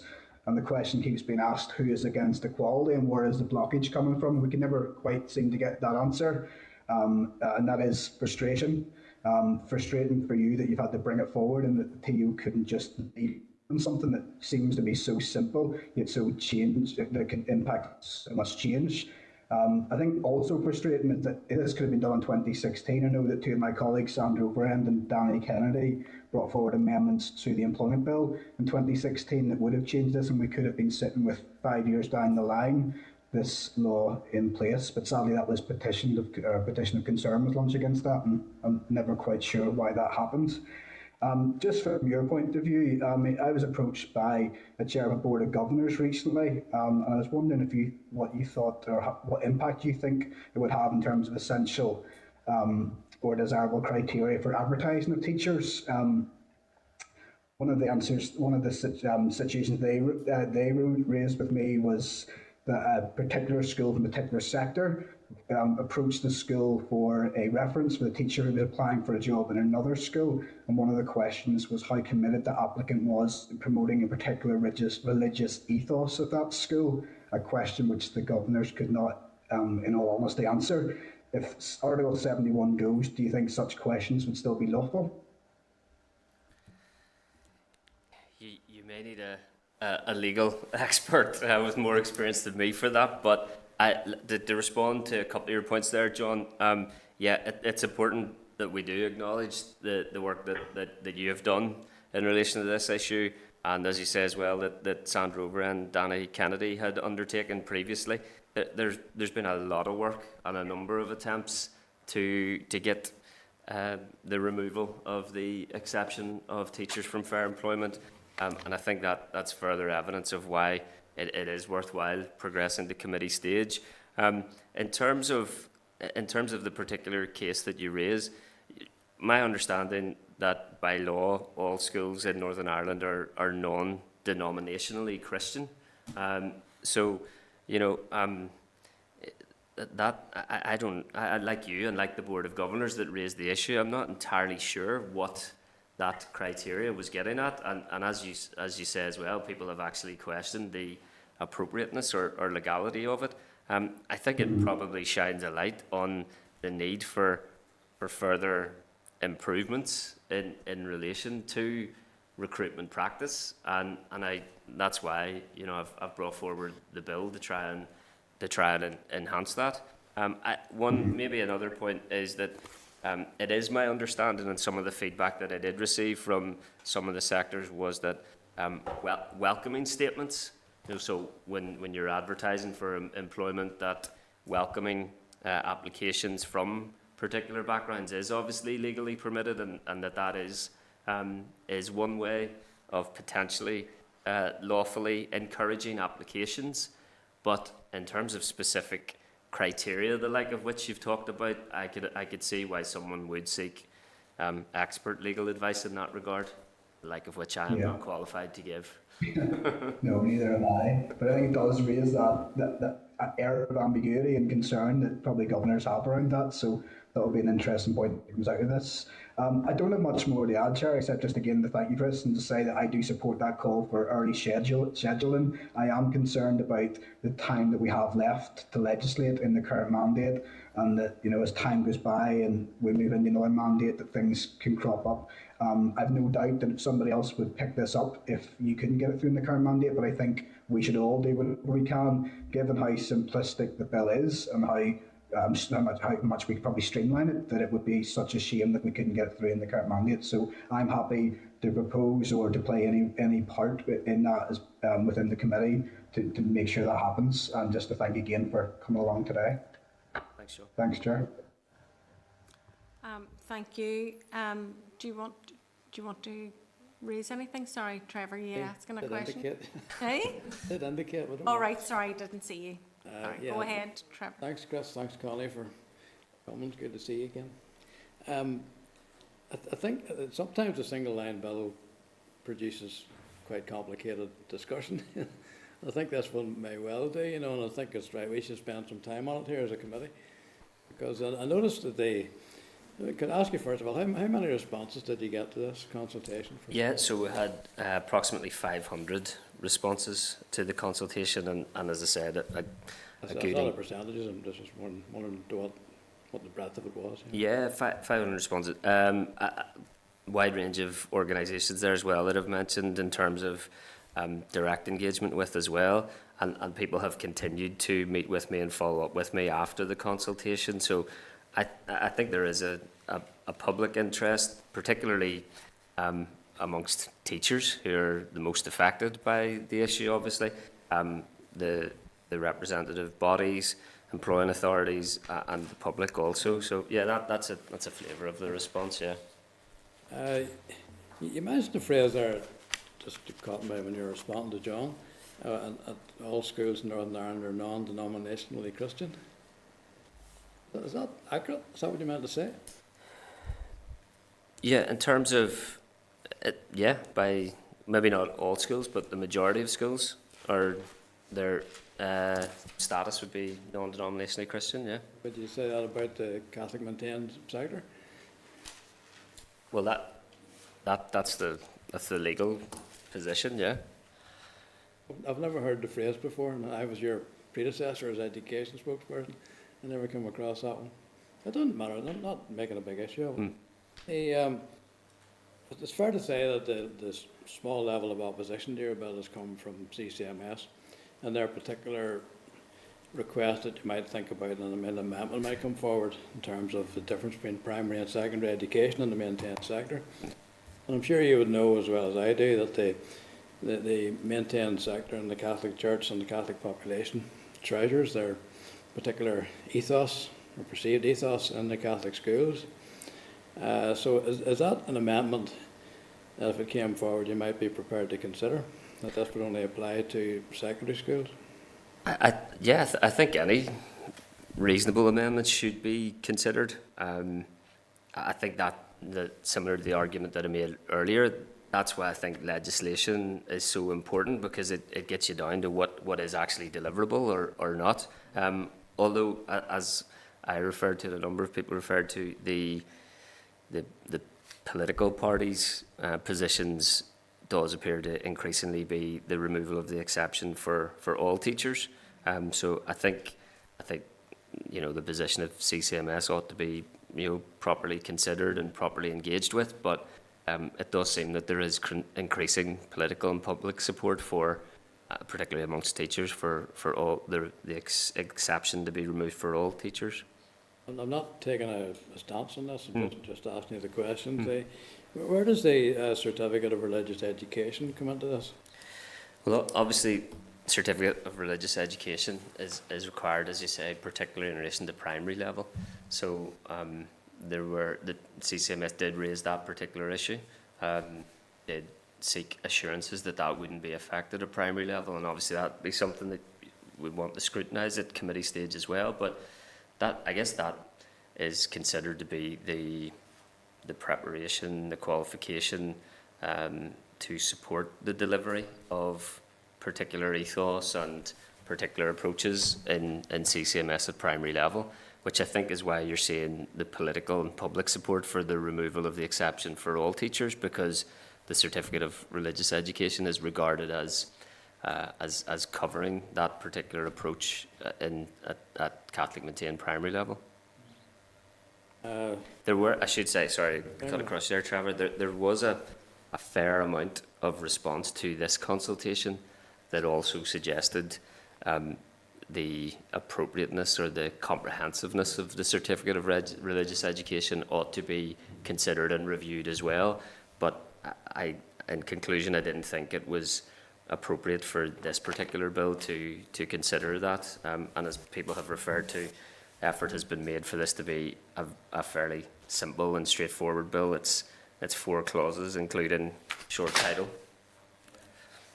The chair mentioned what reaction you got from the teacher training colleges, so I'll give you the opportunity to, if you like the state policy here, because I would certainly agree with you. Would you think that in the longer term that if we had a unified system of teacher training rather than separate colleges, that might be a good step forward in this, because teachers would come out of it effectively all the same? Yeah, I mean, obviously there is an existing independent review of initial teacher training that makes specific recommendations in line with what you've suggested there. I've deliberately endeavoured to keep the focus of this particular work and this particular proposal around fair employment, because there are and that's why it's engaged the Executive Office and the Executive Office Committee. There are a wide range of other educational issues that would need more than this bill to adequately address. I thought I sounded like Stephen Farry for a minute. That's fine, Chair. Thank you very much. Thanks, Chris. Thanks, Trevor. Thank you, Chris. Very well politically deflected there. It leaves it to me now just to thank you very much for coming before the committee today as bill sponsor, and we will engage with the committee members after you leave. But suffice to say is that we hear you, we know where you're going with this, and we like your destination, and we'll do what we can in the very, very short period of time that we have left. Chairperson, if I can just give you a very sincere thanks for the time that you've given me today. I do appreciate that, for reasons somewhat beyond my control, that the timescales have become extremely challenging, but I really would encourage you, if at all possible, to support an early consideration of second stage via the Business Committee, and a committee stage to be granted for the bill. I think there is increasingly widespread consensus around what is possible and can be done, and also, of course, to give proper opportunity for those number of key stakeholders to give their position on the public record. So thanks very much indeed to you and to all the members for giving us the time today. Appreciate it. And thank you to your colleague as well very much for coming along. Thank you. Thank you.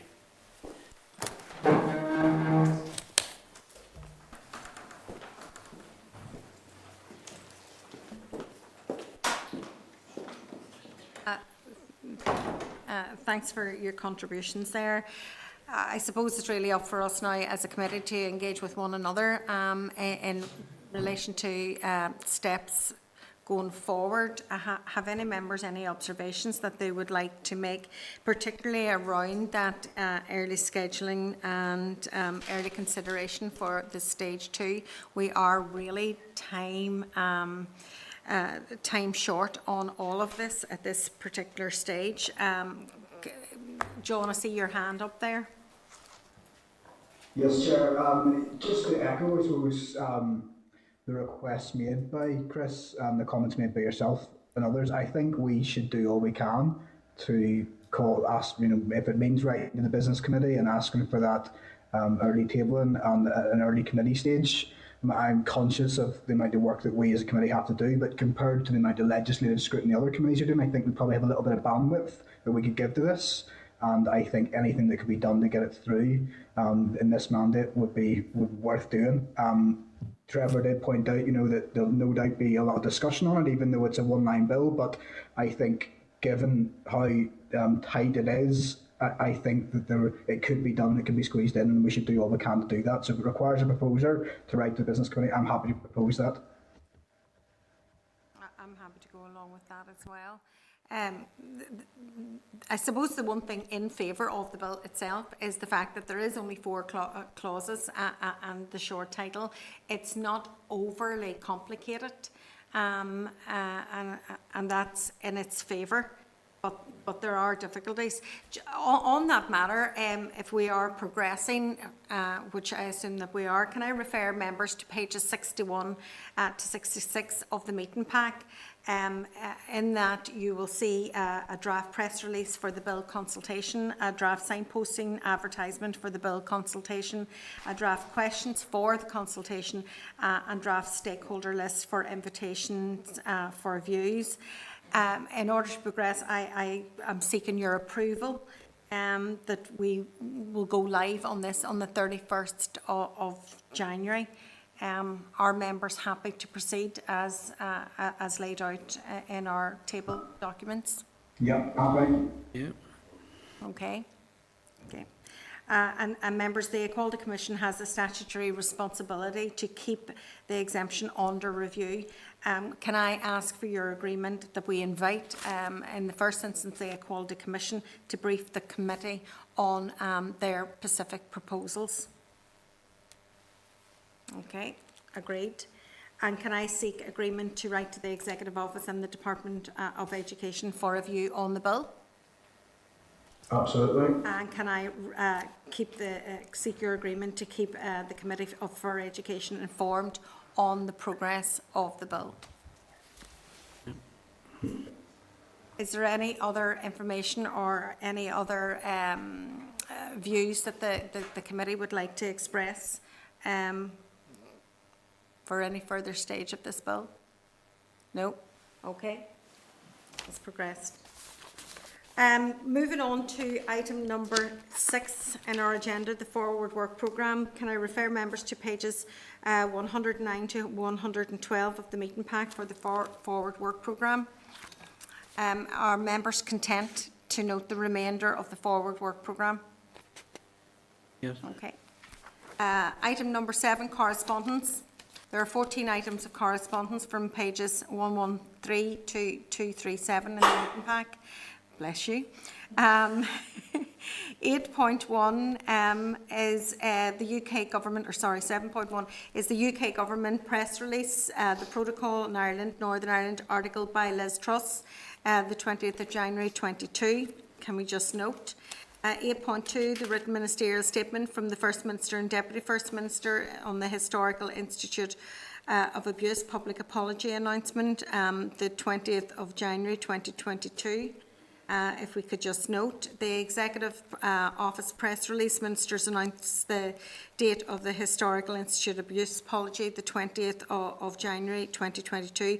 Members, you will note that the committee wrote to the First Minister and Deputy First Minister in relation to this apology, and if we can let the members know or note that a date has now officially been set and is scheduled to take place on the 11th of March 2022 here in Parliament Buildings. Item of correspondence 8.4, written ministerial statement from the First Minister and Deputy First Minister, decisions of the Executive on the COVID-19, that was on the 20th of January 2022. We can just note that. Also 8.5, the Executive Office press release, decisions of the Executive of COVID-19. Again, if it can remind members as well that the committee has asked to hear from the department officials in relation to the work and update on the COVID recovery task force. Correspondence item 8.6, the Executive Office response and implementation of the Truth Recovery Design Panel recommendations on the 19th of January 2022. Members, this correspondence was emailed to them prior to last week's meeting. Correspondence 8.7 is the Executive Office response New Decade, New Approach. If you members will remember that we wrote to the Executive Office in relation to New Decade, New Approach and an update regarding the expansion of the McGee campus. We wrote to them in October, the 18th of October. We're getting a response on the 19th of January. I'm afraid I'm not really very happy about the response at all because it's very woolly. It lacks clarity and it lacks firm objectives. It's telling us what we already know. We already know what the plans are on behalf of Ulster University. I was asking about what the plans were for the Executive Office to get to 10,000 students, not the plans of Ulster University, and they didn't respond. And that's really, this happens quite often when we write as a committee to the Executive Office. We get a very fluffy response. We might as well put in AQs. You know, as a scrutiny committee, we deserve thorough responses from the Executive Office. And we need them to be done timely, not 2 months after we ask the question. So 8.8, the Executive Office to Assembly Business Office, the Troubles Permanent Disablement Scheme, Roles and Responsibilities, 17th of January 2022. 8.9, the Executive Office further easement in January monitoring relating to Historical Institute of Abuse on the 19th of January 2022. Correspondence 8.10, Committee for Communities, the SL1 Transfer of Functions, the Appeal Service, Order NI 2021. Members, when a response is received from the Committee for Justice, the Committee will consider this statutory rule. Correspondence 8.11, Northern Ireland Assembly EU Affairs Manager Common Frameworks Update. The committee has written to the relevant statutory committees, as you will be aware, to collate experiences of scrutiny for the common frameworks, again because time is running out for that. 8.12, Northern Ireland Fiscal Council, the Northern Ireland Executive's draft budget 2022-25, an assessment of the Executive's draft budget. Correspondence 8.13, the Northern Ireland Fiscal Council press release and assessment of the Executive's draft budget 2022-25. Members, the committee has asked to hear from departmental officials in relation to the draft budget on or before the 16th of February. And the final piece of correspondence is 8.14. And it's KRW Law to chair the Executive Office Committee, Mary Arbuckle and other survivors of the historical institutional abuse in this jurisdiction. Are members happy to and content to note the correspondence? Yep. Okay. So item number 8, any other business? Have any members any other business that they would wish to be brought before the committee? No? Okay, item number 9 is the date and time and place of the next meeting. The next meeting is scheduled to take place next Wednesday, the 2nd of February at 2 p.m. here in room 30. The meeting is now adjourned. Thank you. This is the Northern Ireland Assembly Committee Room 30. This is the Northern Ireland Assembly Committee.